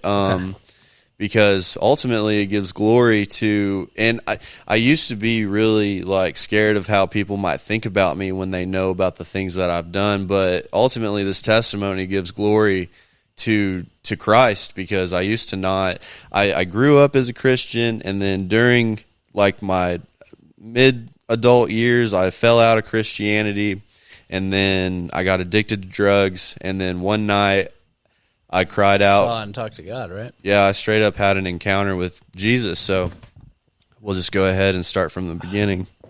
You're sure it was Jesus? He said it was Jesus? I know it was Jesus because I cried. I cried out. So have I ever told you about this? Yeah, I've seen it. Yeah. Or, well, you talked about it in Lars a couple of times, and then Okay, I don't think I really ever. This is the I don't beauty know of. if I've ever heard it like out loud, because honestly, I'm going to be very real with you. When you guys get into your Jesus stuff on Lars, I tend to tune out. No, I skim it. Like I do want to know what you're talking about, but it's not my bag. You know what I'm saying? Yeah. Yeah. So I don't that. want to. I don't want to be an asshole. And No, you're not not being. like listen to what you're trying to say. I want to get the gist of what you're saying. I just don't want the fucking. Well, I'm just going to say this. My I don't testimony. want the whole in between. Yeah. Yeah, my testimony was I didn't believe in Jesus, and then this thing happened to me, and now I do believe in Jesus. Okay. So, because like I grew up in church, right? So, you know, from the time I was a baby to a toddler to a small child, I grew up in church. I went to preschool at Dallas Avenue, and my whole life I was Dallas Avenue was pretty dope, dude. Actually, a great church. That's where I go right now. does it? Yeah. Yeah, Who's and who's the priest now, or the preacher now? a brother Justin. But back in our day, it was Gene Stacks, who actually just passed away. Rest in peace. Young, huh? 90. No, there was a guy before him, Oh, brother Donnie. Donnie. Yeah. He didn't last long, did he? He had a good run. Did he? He was As the guy far as that I said know. that we were going to hell because Grandma took us to the Catholic Church. That's what brother Donnie, he said that to y'all? Yeah, he said it to Grandma. Well, you know, dude, So honestly. I'm not going to condemn anybody to hell by sending them over there. Well, you know, and I'm going to get into that Okay. because I deal with that on a day-to-day basis. That was part of the where I we deal with stopped. that on a day-to-day basis at my work with certain coworkers, but I'll get into that because you know what? I shared something on my Facebook today, and it was, I'm sorry that the church hurt you. I hope that was Donnie, and like I'm not actually talking shit about somebody. It was that the really aggressive preacher that we had for a while at Dallas Avenue Baptist Church. Yeah. It sounds like Donnie. That sounds right. Well, I didn't go there because I went from Dallas Avenue to the Crossing, and then there for a while I fell out of church. Like I just quit going. Yeah. But I shared something on my Facebook today, and it said, and it's perfect because it happened to me, happened to my wife. This is how a lot of people get turned off to God. And basically what it said was, I'm sorry that the church hurt you. That was humanity, not Jesus. Okay. So I grew up in church, and I grew up a Christian, but just like you, or maybe not just like you, but I've always been terrified of going to hell. Okay. Like it's a fear that dates back. It's my oldest fear. And it's the most prevalent fear in my life is like I've always had this idea that I was going to go to hell. So when I grew up, why? Because I don't know if it was like I never felt like I was good enough thing, or I don't know. I think it was just like I just never felt like I was good enough or something. But It almost like kind of makes me feel like arrogant because I've never had that fear of being like. I like to think most of the things, at least. Almost everything that I've done, I like to think is justified. Whether I did it, I've never done anything out of malicious intent, at the very least. yeah, Hopefully, I mean, 20 fucking 8 years of shit, like. and sometimes things get buried. Yeah, yes. Especially when you're a little kid. But speaking for me, I never did anything with malicious intent. I was always terrified because when you hear about hell, you're like, this is an eternal, never-ending place of torment. So to me, that was my absolute worst fear. And I remember being a little kid and like going out. You remember where I grew up, and how the back retaining wall is nothing but national forest. Yeah, I used to just run out there and cry. I literally man. grew up on the base of the mountain. Yeah, You told me about that actually before. I used when to we were younger. Yeah. Yeah, I used to just go out there and just like sob, dude. My parents would come out there and they're like, Nick, what's wrong? Like, what's going on? Like, oh, I'm afraid I'm going to go to hell. Anyways. Really? Yeah, like it's something I've struggled with for a long time. I didn't have as strong of a base of religion as you, but do keep going. But I've always believed it. Like even as a child, I never believed like all this just came to be. I've always believed in God. But so getting back to my fear, as I grew up and became a young man, and even into like my adolescence and into my young adult life, and I started experimenting with drugs. I started partying. Okay. I started looking at like my experience with religion and thought, well, this has been a huge hindrance on my life because my whole life is based around fear. I remember this play that they put on at Dallas. That is a problem of the typical way that people look at Christianity is the fear part of it. Right. And so I think that's where you're going. Keep going. That is where I'm going. Okay. In fact, when I was maybe 10 or 11, this is the first time I accepted Christ. I went to a play at Dallas Avenue called Heaven's Gates and Hell's Flames. Never forget it. Did I fucking go to that? I don't know. Did you? I might have. That sounds very familiar. I remember this play. I mean, dude, this is the most scared I've ever been in my whole life. But, you know, the whole play was just an hour or 2 hour long of just scenarios of like say two people are driving in a car, one person believes in God, one doesn't, and they get into a car wreck. And then all of a sudden the person that believes in God, they're standing before the throne of God. Yes, they have the Lamb's Book of Life. And he's like, yes, my child, enter. You believed in me. Well done, good and faithful servant. And then it turns to the person who didn't believe in God and or didn't have Jesus in their heart. And you know, the lights cut off. You know, Jesus says, turn away from me, I never knew you. And then the lights got really dark and she's just standing there. And then over here at the left side of the stage, you know, like this red aura came up. It was like the gates of hell, and demons came out and dragged this girl screaming into hell. Well, was she a bad person? She just didn't have Jesus in her heart. Like, she didn't believe in Jesus. But why should I know? Why should I have to believe in you by name rather than just be a fucking good person? I'll get into that. Okay. I will get into that. So as I grew up and I analyzed this stuff, especially from a And I do remember that. And I think they did it at it was at Dallas Avenue, right? That's where I saw it. I feel like they did it. I just remember it being very profound when I saw it. Well, Like they had the lighting and stuff on. it was aggressive. it was yeah. I mean, it was 'Cause I terrifying, remember- but a great production. Yeah, I mean, in terms of what they had to work with, but yeah. I grew up, We're also little kids. yeah, Yeah, or you get fucked up by anything. like 10 years old, you know. Yeah. But I grew up and, you know, started experimenting with psychedelics, started, you know, experimenting with partying and drugs and kind of revisiting these moments in my life. And I was like, you know what?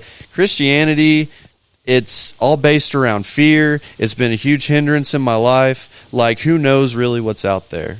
So I renounced my faith in Christ. I renounced my faith in God. Like, I renounced it. Like, I don't know if I was an atheist. I think I dimmed towards agnostic. Because you look at the night sky and you're just like, dude, how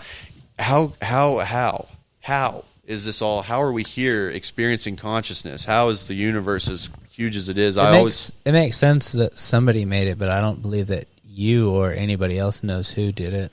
Well, these were the thoughts that were coming into my mind, right? Okay. So, all right. Like if you know who did it, that's not who did it because we couldn't fathom it. Right, like the You know what I'm human saying? mind can't. The human mind cannot. I mean, you can do your fucking best. Yeah, and do your fucking best and believe in whatever you want to fucking believe in. But I don't know because I couldn't possibly know. Right. I Yeah. get that because that's where I was. Okay. And so anyways, I'm partying, going to festivals, going to raves, doing lots of drugs, having a good time. And You were kind of sliding though. oh yeah, well, on July 4th, 2019, I We're tried gripping the fuck out of these, dude. Chill. Yeah, me gripping shit. So on July 4th, 2019 was the first time I ever Electric tried. Shady. No, it wasn't Electric Shady. Well, yeah, it was the first Electric Shady. Electric Shady, yeah. Not gonna say any names or anything. Right. But First time I tried crystal meth. who gave it And to you? huh? I know who gave it to you. Well, yeah. But it was the first time I tried that drug. And I don't ever do it because you might love it. That's what happened to me. I loved it. And I loved it so much that even when I went back up to Northwest Arkansas, I went out of my way to find it. I was going to shady Yeah, parts. because you were very fucking remote when you were in Northwest Arkansas. No, when me and Oh. when we lived together, Oh no. not you and I, but you know, Oh yeah. And I know who you're talking about, and I know that he wouldn't have fucking no, let that happen. no, Knowing what he knows and what he did for a profession, we'll call it. right. But yeah, when we Wouldn't have lived fucking let you do that off shit. Weddington and Fayetteville, Like he was off on his own shit, but he wouldn't even have fucking agreed with what you were doing. no, and he eventually found out and condemned it. But anyways, I was paying for half the house, so in my head I was like, you know what? I'm paying for half this house. This is half my house, so get over it. That's I can essentially do whatever the fuck I want. I'll come up here and fucking bathe in Epsom salt every fucking night. that's yeah. And so I went out of my way to find it. Like I loved the way it made me feel so much that I got back up to Northwest Arkansas, and I went out to find it. No, don't ever do this. Don't ever do this. Seriously. And the one time that I've done it sucked. I did it on accident. I didn't mean to do it. I don't even know if that's exactly what it was. I kind of got roped into it because we were going to do coke in the bathroom at a fucking party, right? They'd line up these two fucking lines, one for me, one for Logan. They put them too close together. I fucking railed both of them. And then me and Logan ended up looking at my fucking ceiling for like 12 hours, just laying in the fucking bed, just like... Yeah, you definitely got like some. assholes. But see, I didn't have that reaction. I was like... Well, but this was the same time as like the ice storm in Central Arkansas. Yeah. So ice is a little bit different than crystal. Oh, I didn't know that. I thought it was all the same stuff. I think it's all basically like the same chemical compound. I think it's just a different way that you make it. Kind of shit. Oh, okay. Yeah, I think it's a little bit different. I think crystal might actually be a little bit cleaner than the ice. Well, either way, I was doing something that looked like a clear rock, and that's not what this shit looked like. yeah, I don't know. It looked like cocaine. But anyways, I sorry, did. Didn't mean to No, do you're that fine, either. dude. Yeah. I'm actually fighting an air bubble right now in my chest. Rip it out, dude. It'll come. My bad. So anyways, I started looking for this stuff. I was going to all the bad parts of town. I was talking to sketchy folks, and a few That's times... the thing about it is like the people you get that from are sketchy though. Well, I was definitely stereotyping people like, oh, he looks like he does it. Anyways, to no avail, never found anything. But one day, it was like actually, I think a week later, I was talking to my neighbor, and he was like talking about it, and I go, wait. That's the thing about fucking when and you're I lived on in a drug, duplex. you talk about it though. Well, I lived in a duplex, so it's like, yeah. my next door neighbor in the duplex, like next door neighbor, You went all the fucking way around and fucking... It was right there. And so I go... That's very fucking fitting, though, isn't it? I was like, yeah, do you have any? And he goes, bro, come up to my office. So imagine me, a guy who first time tried it, loved it, went out looking for it, and found out that my very next door neighbor was the guy. It sent me down into a spiral of addiction, dude. And it's cheap, right? Yeah, it's not very expensive. And at the time, I was driving Uber, and I was driving Lyft, and I was doing DoorDash, so I would just use it all night and go drive and make money to fuel my drug habit. So I can work longer. Basically. So I can do more coke. And the way it made me feel, I was like, I don't even care that I'm high and working. I feel amazing. Dude, that's the best fucking job to be high to do. So, yeah, it's almost as good as bartending. Yeah, so like, and... So I was driving around. You're bartending on fucking Adderall. It's the best way to bartend. Yeah, I'm sure you're on it. Fucking nice. Yeah. So, yeah, that was July 2019, and I used till May of 2020 when I moved out of my apartment. And by this point, you can see it on me. You can see the outline of my skull. You can see, dude, I was 100. I was like 140 pounds. Yeah, I remember. I was skinny, and I looked like Gollum. You remember whenever we talked after, what was that show right before I moved to DFW? Oh, what the fuck did they call it? What did they call that show where Caesar was playing at that fucking the barbershop or whatever? I remember. Yeah, and then you stayed over at my buddy Kevin's house with me. Yeah. And he told me all this shit. Yeah. And I told you, if I ever see you not look like you, if I look in your eyes and I don't see Nick Rose, I'll fucking kill you, dude. Yeah, I do remember that, and I didn't heed your advice. No, because I didn't see you after that. Right. Well, yeah, I did disappear into a dark hole of addiction. Yeah. It was pretty rough. But it wasn't long after that you kind of started to figure it out, I think. Well, right? so this is what happens, and this is where God comes into play. So, 10 months, and one night, I moved out, and I moved all my stuff out, and I moved out with my brother in Highfield. That same house we did that. Oh, right. That's when I moved there. And at this point, my family knows, everybody knows who's close to me, and they're trying to send me to rehab and all this stuff, and I did a ton of it. Do you believe in the rehab route? Well, I believe this is how I went to rehab. You went to rehab? No. Okay. I went to a certain kind of rehab. I went to God's rehab. Listen, I'll explain. I'm sorry. I didn't mean to jump in. No, you're fine. Okay. Yeah. It was May, I think, 1st, 2020, and I did a ton of it. I thought I was going to die. My heart's never beat that fast. In fact, I probably shaved valuable years off my life just from this one night of using. I did so much that I really thought I was going to die. And the cat was out of the bag. Whole family knows I'm at the end of my rope. I'm at rock bottom. Yeah. I've never experienced tripping fucking balls. I didn't. Yeah. I've never experienced like true hopelessness and dread, but I went to to hell. During or after the high? During. Because I was freaking out. My body, my mind was so elevated by this drug, and of course I'd been using it for 10 months, give or take, and I did so much that I really thought like I was going to have a heart attack and die. After 10 months, the amount that you would have to take to get to that point? I'm not going to talk about how much I did or how I did it, but I did a lot. Or whatever the fuck, but probably pretty substantial, I'd imagine. It was a lot. It was enough to make me think I was going to die. So, cat's out of the bag. Everybody knows. Chris knows. Chris goes over to my sister's house and just starts crying because he thinks, he's like, my brother is on. Brother's going to fucking die. Well, some bullshit, yeah. So I'm at the house alone. And I remember walking out into the backyard and totally losing it.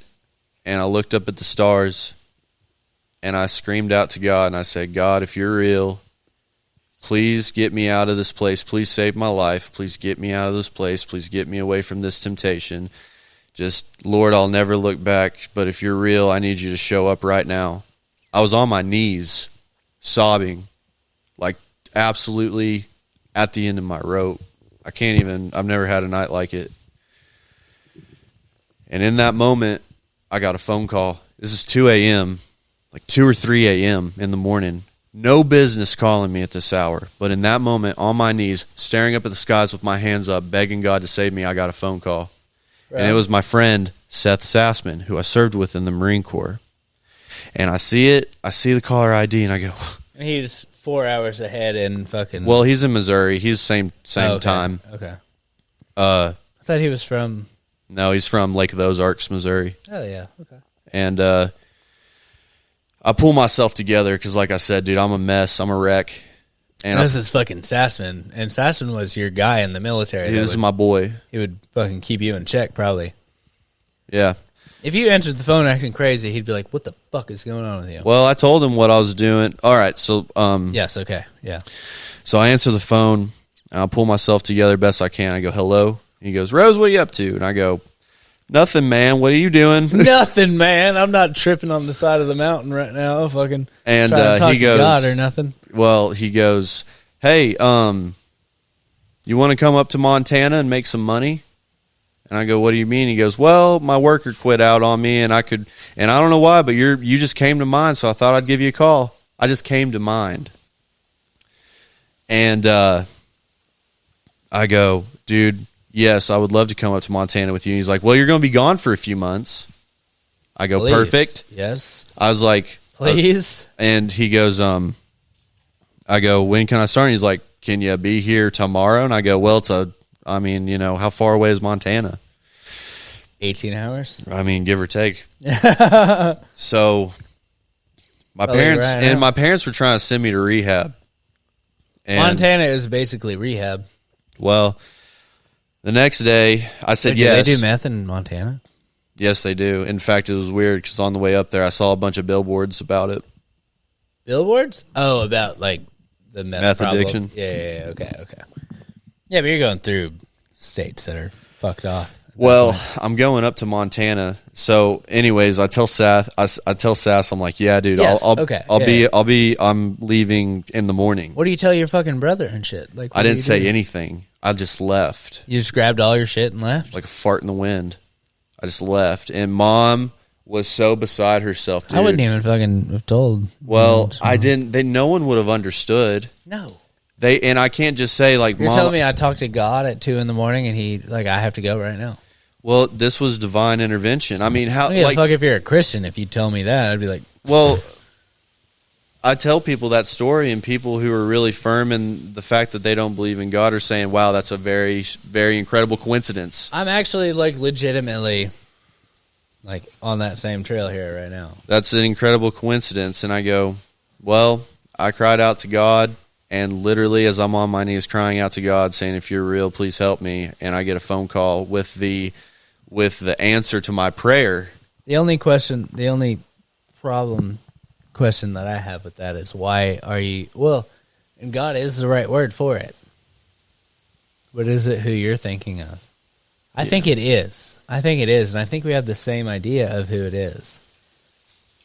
Well, I know it's Jesus, and I'll get to it. Okay. Yeah. So I go up to Montana. If you have justification for that, I would love to hear it. Yes. Well, I was crying out. So, all right, and I'll just get into it here in a second. But anyways, I go up to Montana and I stay there from May, I think, to September, and I'm just out there. We're doing drops for fiber optic cable out in Roundup, Montana. And I'm not working the excavator. Sass has got me on the shovel, so I'm out there withdrawing. Like the first 3 weeks were some of the worst weeks. You're I've legitimately ever been. just digging holes with a shovel. Yeah, it was right? the movie Holes for me. I was Shia LaBeouf in Holes. Like you're actually digging holes with a shovel. Yes, Like you made that sound really nice. I'm digging holes. You're digging holes with a shovel. And so, like, I'm up in Montana, and I'm just working my butt off. Like the first 3 weeks, I'm like withdrawing super hard, but I'm out in the Montana sun, just dying. Okay. But, I mean, honestly, like, that's why I call it God's rehab, because God answered my prayer, my cry for help, and then he said, I'm going to make this so terrible for you. You're going to be in such a level of discomfort, you're never even going to think about doing that drug again. And to this day, I'm, 4 years and 6 months clean, and it's the best decision I've ever made. Is getting clean and listening to God, dude. So and it's not like that happened and I immediately just became a Christian overnight. In fact, my big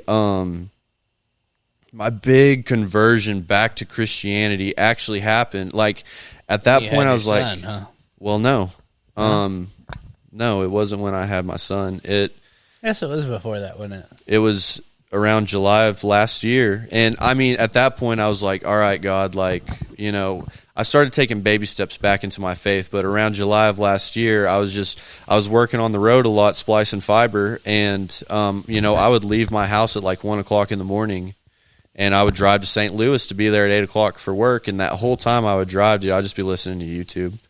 And, a fella named Billy Graham, who is America's pastor, he did a Billy Graham crusade during 1950 to like 1986. He did a 30-year-long crusade where he just went to different countries and all around America preaching the gospel of Jesus Christ. And I'll never forget those early mornings. Black guy? White guy. And he knew Martin Luther King. He played a huge part in civil rights. He's a really, really great guy. Okay. I thought he was black. Maybe not. No. I'm sorry. But not that it fucking matters. By the way. But I really thought he was black. Billy Graham, I've heard of him and I know of him, but I thought he was black. Yeah, you probably heard your grandmother talk about him a time or two. Like I said, this guy was 1950 to like the 1980s, and I mean he was big. He would sell out arenas to like he'd preach the gospel to like 2 million people. Anyways, I was listening to his sermons and I just felt this feeling in my chest. And I felt this voice from inside, and my eyes just would swell up with tears every time, and I would just have this really intimate moment with the Holy Spirit.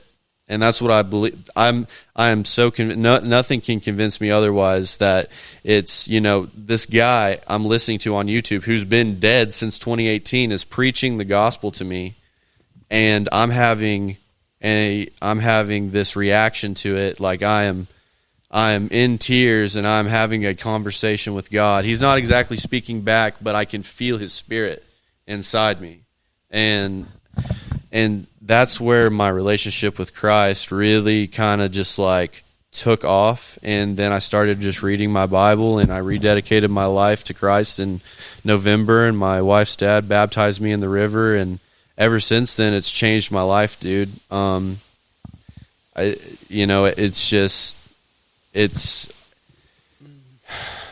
don't even really know how to describe it. It's changed my life to a point to where every time I pray, every time I read my Bible, every time that I'm in church, and when I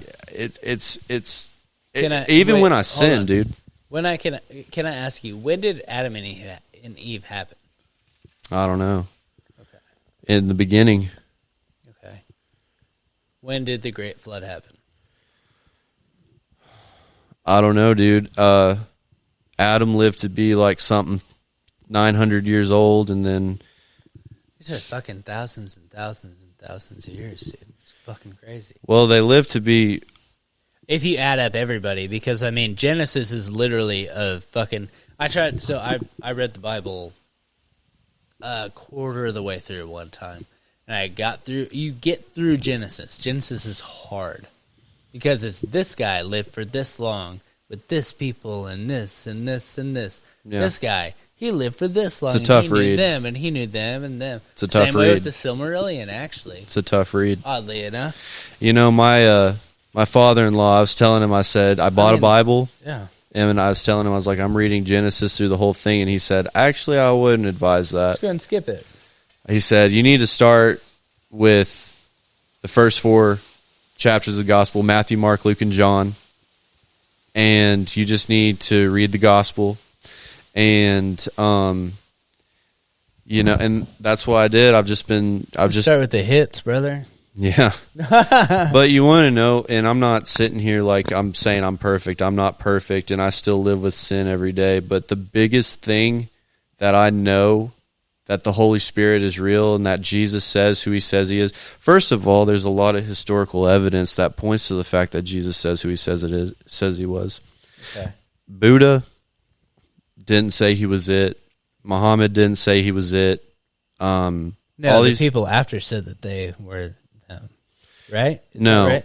Jesus is the only one who said... No, that's what I'm saying. It's like Jesus said he was it. Yeah. Buddha didn't say it. The people after said, like, Buddha was him.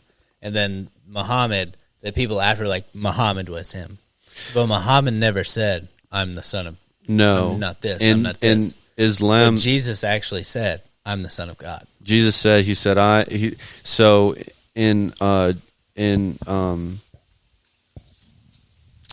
in the book, it's the one right after Genesis, Exodus, where they're talking about Leviticus, Numbers, Deuteronomy. Yes, right? good.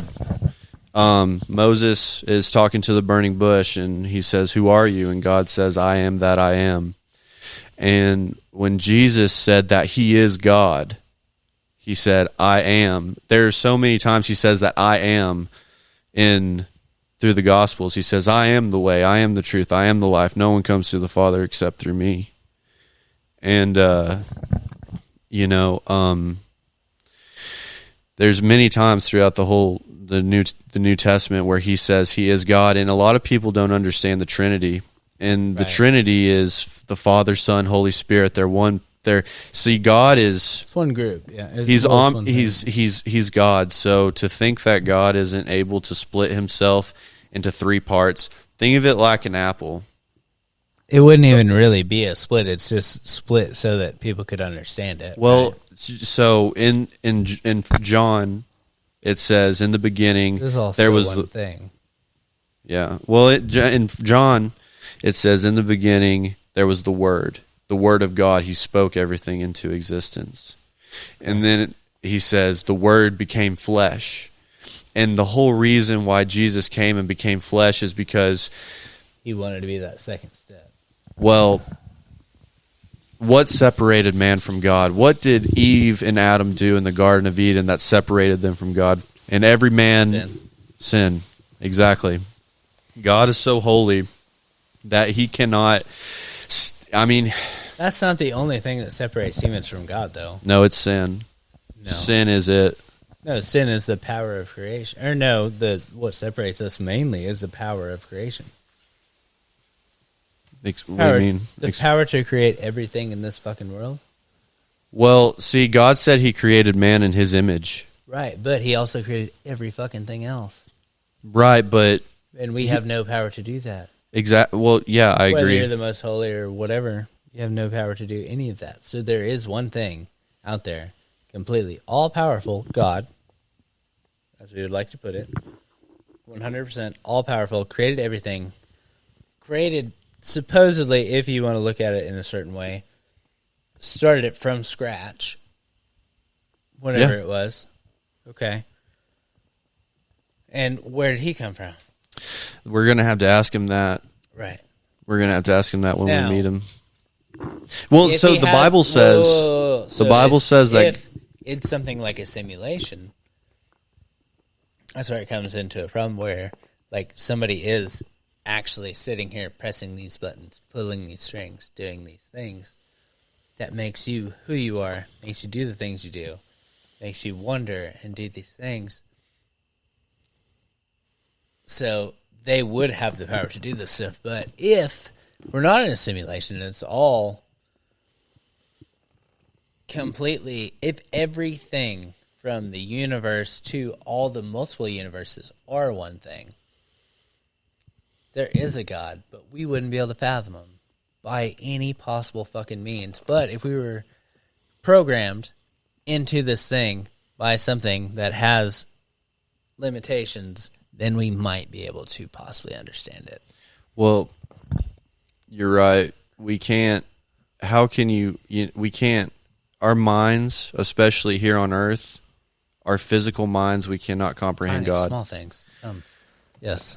But God created man in his image, and the main part of his image is the fact that we have free will, the power to choose. You can choose to believe or you don't, and that's why God created us in his image. If I held a gun up to you, Austin, and I said, Austin, you're going to be my friend, where's the depth in the relationship? You see, God is the ultimate gentleman. If God isn't wanted, he won't be there. You know what I mean? God, he'll do everything in his power to bring incidents across your path to stop you from rejecting him, but he will never trespass on your will. Now, so is he enough of a gentleman that I don't believe in that in particular by name, perhaps? But I'm not an asshole, and I like to think I do. Speak your mind, well. brother. I do. Yeah, Speak your mind, brother. I do like to think I do well by people, and I believe in something, and it probably is fucking him. Yeah. But I just don't believe that your particular faith has it pinned down exactly. That's, and that's the whole point of faith. And that's what makes, But I believe in something. Sure. Just like it might be bigger than what y'all think he is, or I couldn't fathom him. I know that y'all can't. Why would we even try? But just do your best and fucking don't tell anybody what to do. right. It's all up to everybody. But whenever it comes to, whenever it comes to this God in particular, it's to preach and to go out and to bring people to him and to do these things. But that's their choice. But Yeah. at the same time, whenever you don't go out and preach the gospel, how could they know? Well, they wouldn't. Right. And so that actually just kind of defeated my own argument there. didn't But the beautiful thing, see,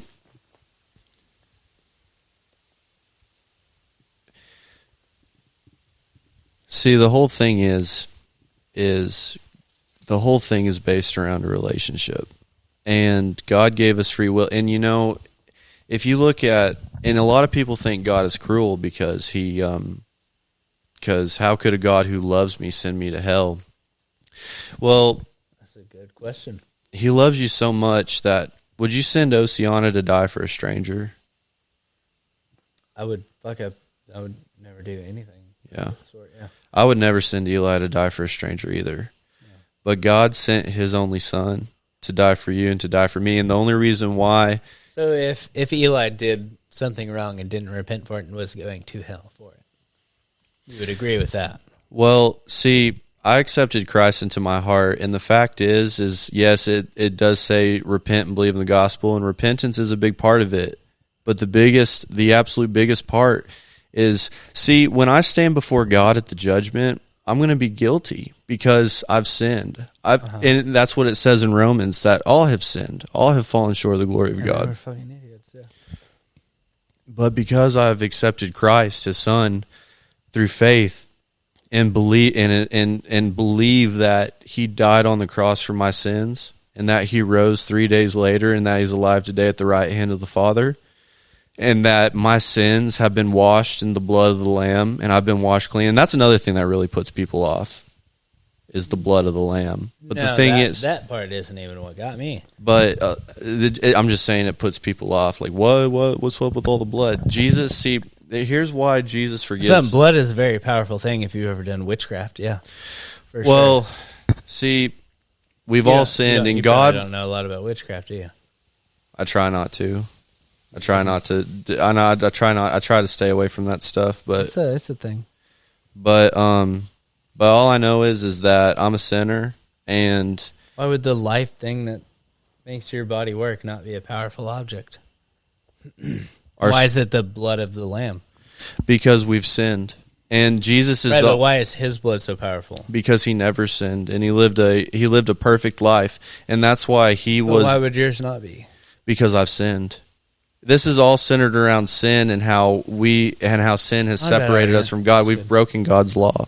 Right. And so because Jesus lived a perfect life, and because he never sinned, like he lived a perfect life, he never committed not one sin.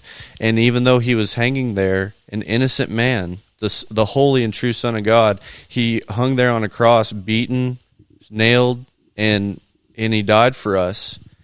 When I stand before God at the white throne of judgment, God's going to say, Nick, you're guilty. But then Jesus is going to come out and say, no, he's mine.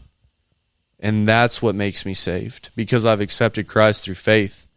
And because when God looks at me, he won't see Nick Rose. He'll see Jesus. He doesn't see me. I mean, we're saved by grace through faith. It's not of works or anything. It's by faith. In the Bible, it says it's impossible to please God without faith. It's all about faith. And faith is just, it's believing in something that you can't exactly you can't put God into a test tube. Yeah, right.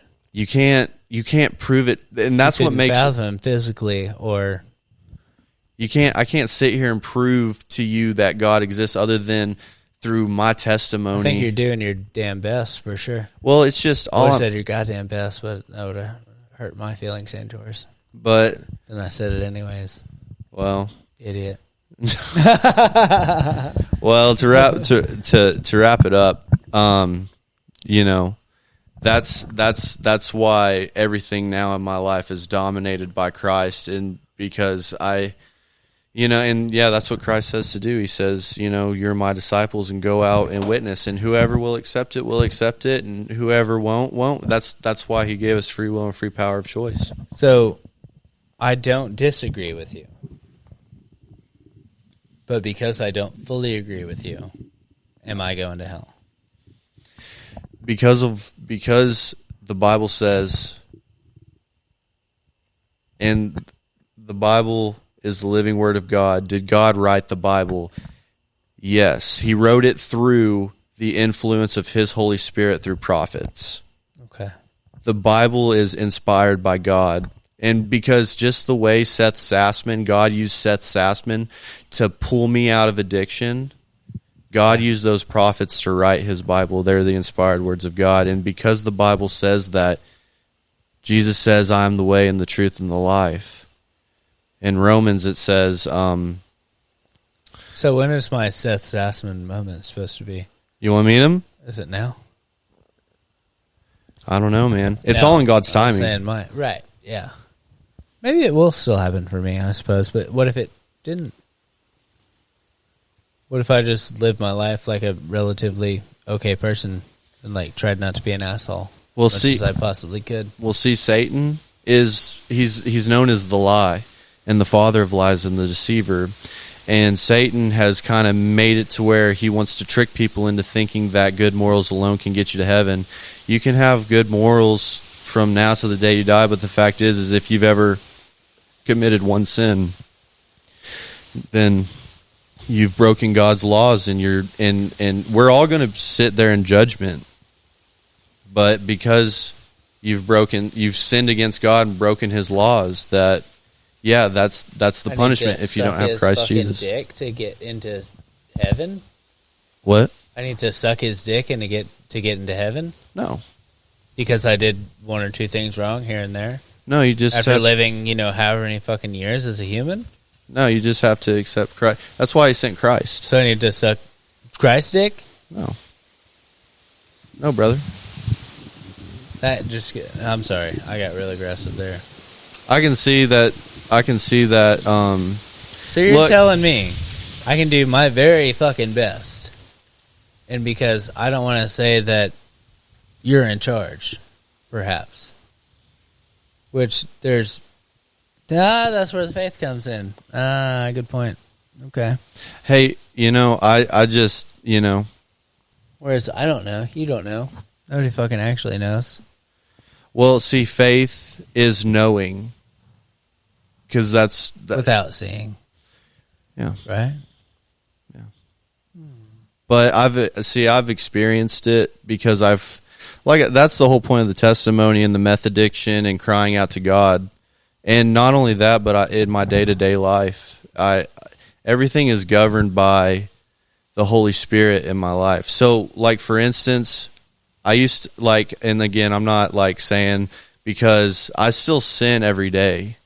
I do. I'm not perfect. I'm a terrible, I need Jesus because there's every day that, You're a legitimately good person, if I may say so. Yeah. Well, I appreciate that, man. Thank you. You're also a legitimately good person. You're actually a good fucking person. Yeah.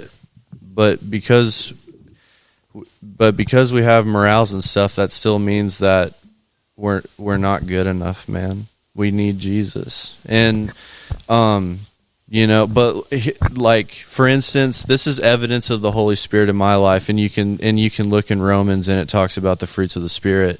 But one of the main things is that always kind of helps me remember that I haven't lost it. Which, by the way, if you're a true believer and you've truly accepted Christ, God's not going to give up on you. He just doesn't give up on people. He's not just going to say, "Oh, you sinned once, you're out of the club." It doesn't work like that.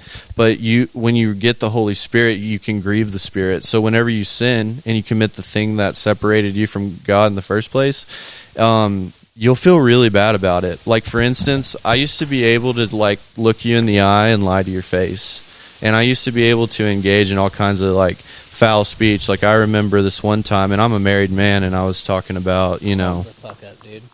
What? What are you doing, dude? Was that a bug? It's a beetle. I guess they are out here in the country. He was on the plug, rolling around on his back. I was like, what are you doing, dude? Huh? I'm sorry. I had to save dude. I didn't know he was getting fucking electrocuted or what, dude. Oh, yeah. He was tripping out for a second. All right, my bad. I'm sorry. But I used to steal things from Walmart. I used to engage in all kinds of foul speech. I used to be able to look you in the eye and lie to your face. I've done a lot of speech, as in curse words and shit. Well, is shit one? For instance, here's an example. Shit is one, isn't it? Well, I'm married. Yeah. I'm married, and I love my wife. Okay. I would never do anything to hurt her. But there are times when I've been at the airport and someone passes around a picture of a woman, and I've looked at that and I've commented on her features. As a married man, that made me feel horrible. And there was a time where I could do that and it would never hurt me. And when I say feel horrible, there's a pain in my chest. If I looked you in the eye right now and lied to you, Well, so did you actually think that if you were presented with that woman that you would have done something about it? no. But still, No. like Jesus said, if you even look upon a woman with lust in your heart, that you've committed the act. That's bullshit. These are the standards, man. Well, then... But no. but here's the thing, like, yes, like I know that it's super hard to like live up to these standards, and they are impossible. That's why God sent Jesus. It's not impossible. Like, it's doable, but you gotta be a fucking douche to do it. But I'm sorry. I didn't mean to fucking... that's why God sent Christ, Okay. you know? Yeah. Like, and I mean, if that one in particular is like, you can't just appreciate the fact that this girl has a fat ass. yeah, see, because You like, can't even say, like, that is, in fact, a fat ass. Yes, I do agree with that. Not that I would ever have sex with her. Not that I would even, like, if I was presented with that, I wouldn't even do it. Like, I wouldn't at right. the time. Yeah, But you I wouldn't can do just it. appreciate the fact that that is a fat ass, and I agree why you think that she is sexy. Okay. You know? Yeah. Like, can we disagree on that? Well, I can't because the Bible says otherwise, and that is my You can't objectively have an opinion on something? not when it comes to sin. Like, it's just, but look, I fall short every single day. I don't think that's right. And I do agree. I do hope, and I'm glad that you are holding yourself in particular to a higher standard, because that means that you are for sure going to make it, whatever it is. Well, the only reason, Austin, brother, because you don't want to fall short. no, the only reason That's why you're so aggressive at it, because you don't want to fall short. the only reason why I'm going to make it is because I place my faith and trust and hope in Jesus.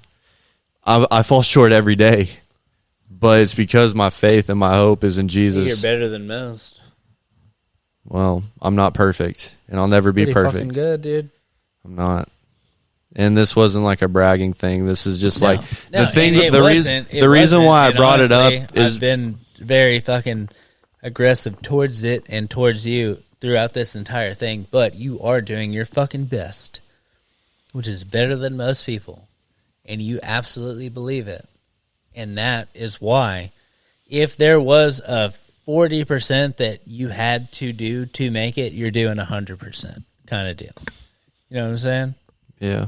Like, And I just want to say that even if I gave my 100%, this is the whole point that why God sent Christ to die on the cross, is because you could do your absolute best, but even if you've committed one sin in your whole life, which we all have, it's that is impossible, because we are governed by, like, we have free will. The Why would Bible. he give Well, us that? well, because that's what gives a Like I said, if I held a gun up to you and I said, Austin, you're going to be my Yeah, friend. but then he also said, if you don't accept my son, then you're going to fucking hell. That's not free will, motherfucker. All right? But it is, because you can still. No, it's not. But you can choose to not No, believe. or you're fucked. So be fucked and not do this, or you can have free will and not do it. That's not free will. Well, it's a choice, brother. I guess so, but that's not free will. See, Austin, you can choose to believe in Jesus and accept him as your Lord and Savior, and you're good. So I have one choice, or I'm fucked, is what you're telling me. I have one choice, or I'm dead, going to hell. And that is free will? It's a pretty easy choice. So I have one choice. It's Christ, bro. Is it? It is. Yeah. I love you. And that's free will, buddy? Yeah. That doesn't sound very free to me, buddy. Well, see, what is Doesn't freedom? sound free at all. But what makes America free? Free is being able to do whatever I want as long as I'm not hurting other people. And if you leave tonight, whether you believe in Jesus or not, can you still continue going on doing whatever you want? Yeah, as long as I'm not hurting other people. Right, but it can go both ways as well, because see, our bodies are temples of the Holy Spirit and God, and we, My body is my testament to free will, actually. Thank you very much. As well as my actions. yeah. And if my free will isn't good enough for you, then That's actually pretty fucked. I'm going to love you till the day I die. No, and I am going to agree with the fact that you believe everything that you just said, and I'm not going to get put into a corner of believing in one particular thing, whether it's right or wrong, which the human brain could not even fathom whether it was or not. Yeah, bro. You can do that. That's your where the free faith will, brother. goes. That's totally your And free maybe will, one bro. day I'll change my mind, but that last bit right there just that got me a little bit.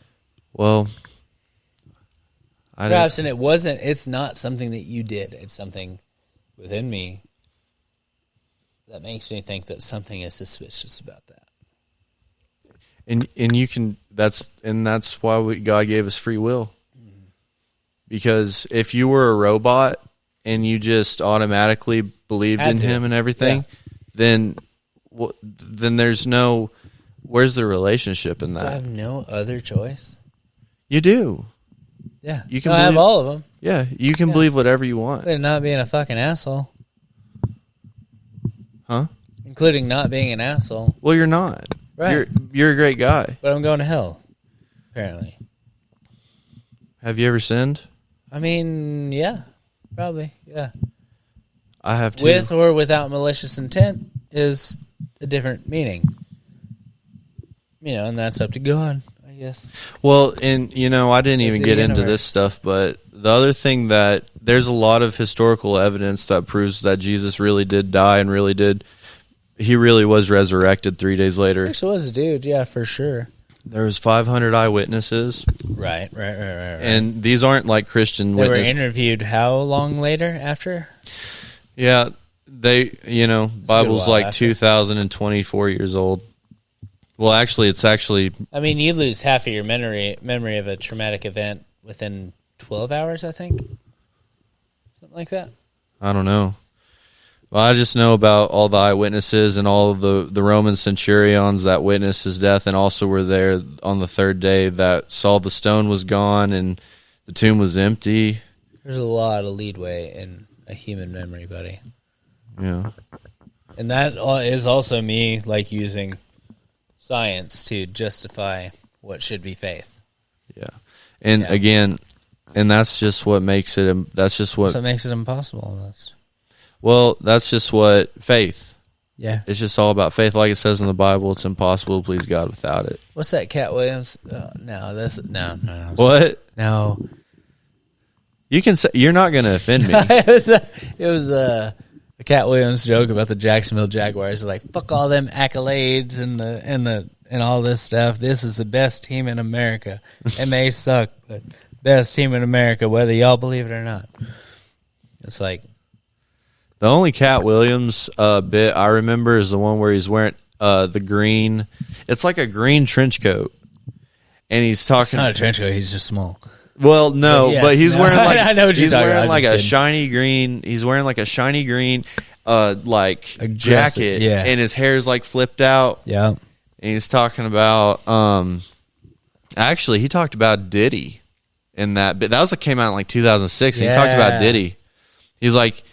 He's talking about those Hollywood parties that you go to, and he's like, there's a party within the party, and you open up the door, and he's like, is that two dudes kissing? Yes, dude. And Did he's you talking- see all the stuff about the Eminem Diddy shit? Yeah. That's a lot, bro. I think if Trump gets elected, that I think another reason why a lot of people are definitely like There's super that Diddy list is coming out, dude. well hardcore against him is the Epstein stuff, Yep. the Epstein Island stuff. Yep. Those lists still haven't been Like, released. and the fact that Trump knows he's not on him. Yeah. Yeah. Actually, I think Trump flew on the plane, He has physical evidence of him being on the plane, but he didn't ever like go but he wasn't party. there. Yeah. So Yeah, he can account for every part of him being there, yeah. which can everybody, though. But at this point, I do think that we should probably hop off here. I have to pee really bad. Okay. I think we're probably like 2 hours and some change into this. Yeah, 10:19. And dude, it has been fantastic. And I think it went deeper than we thought we were going to. I thought it was going to be fully political. went a little different direction along with that as well. But I hope you can just take whatever faith that you have, and don't take what I say as any kind of a, because I'm not far off from, I believe in something. I've taken no offense to anything you've said Okay, tonight. good. I hope that you didn't. And I didn't. I've taken We none. actually had a very good conversation. I liked hearing your side of it. Austin, I've known where you've stood on this for a long time, and this was just me wanting to get. I'm just trying to fulfill, because I do believe in it, Yeah. and I'm just trying to fulfill the things that Christ said, go out and Do your disciple. best, yeah. And so, and I say it, and every time I preach, I'm never going to say I just say, really, just read the Bible and decide for yourself, because that's why God gave us free will. And I love you, dude. I'll love you till the day I die. And I'll do anything for you, whether you believe or you don't. You got free will. You can do whatever you like. Well, hey, buddy. I hope whatever it is, wherever we end up, I hope we end up there together, buddy. We will, man. I love you, dude. Love you too. Let's do a little bit of my boy on the way out. She don't want me to be the things that I'd like to be. What do you want to call this episode? Want me to sleep. She don't like Buckle up. Buckle up with Nick Rose, brother. All right, well, cheers, buddy. Cheers, brother. I love you, dude. I love you so much, dude. one of these days I'm gonna wake up. I'm gonna wake up to check. Come check it out.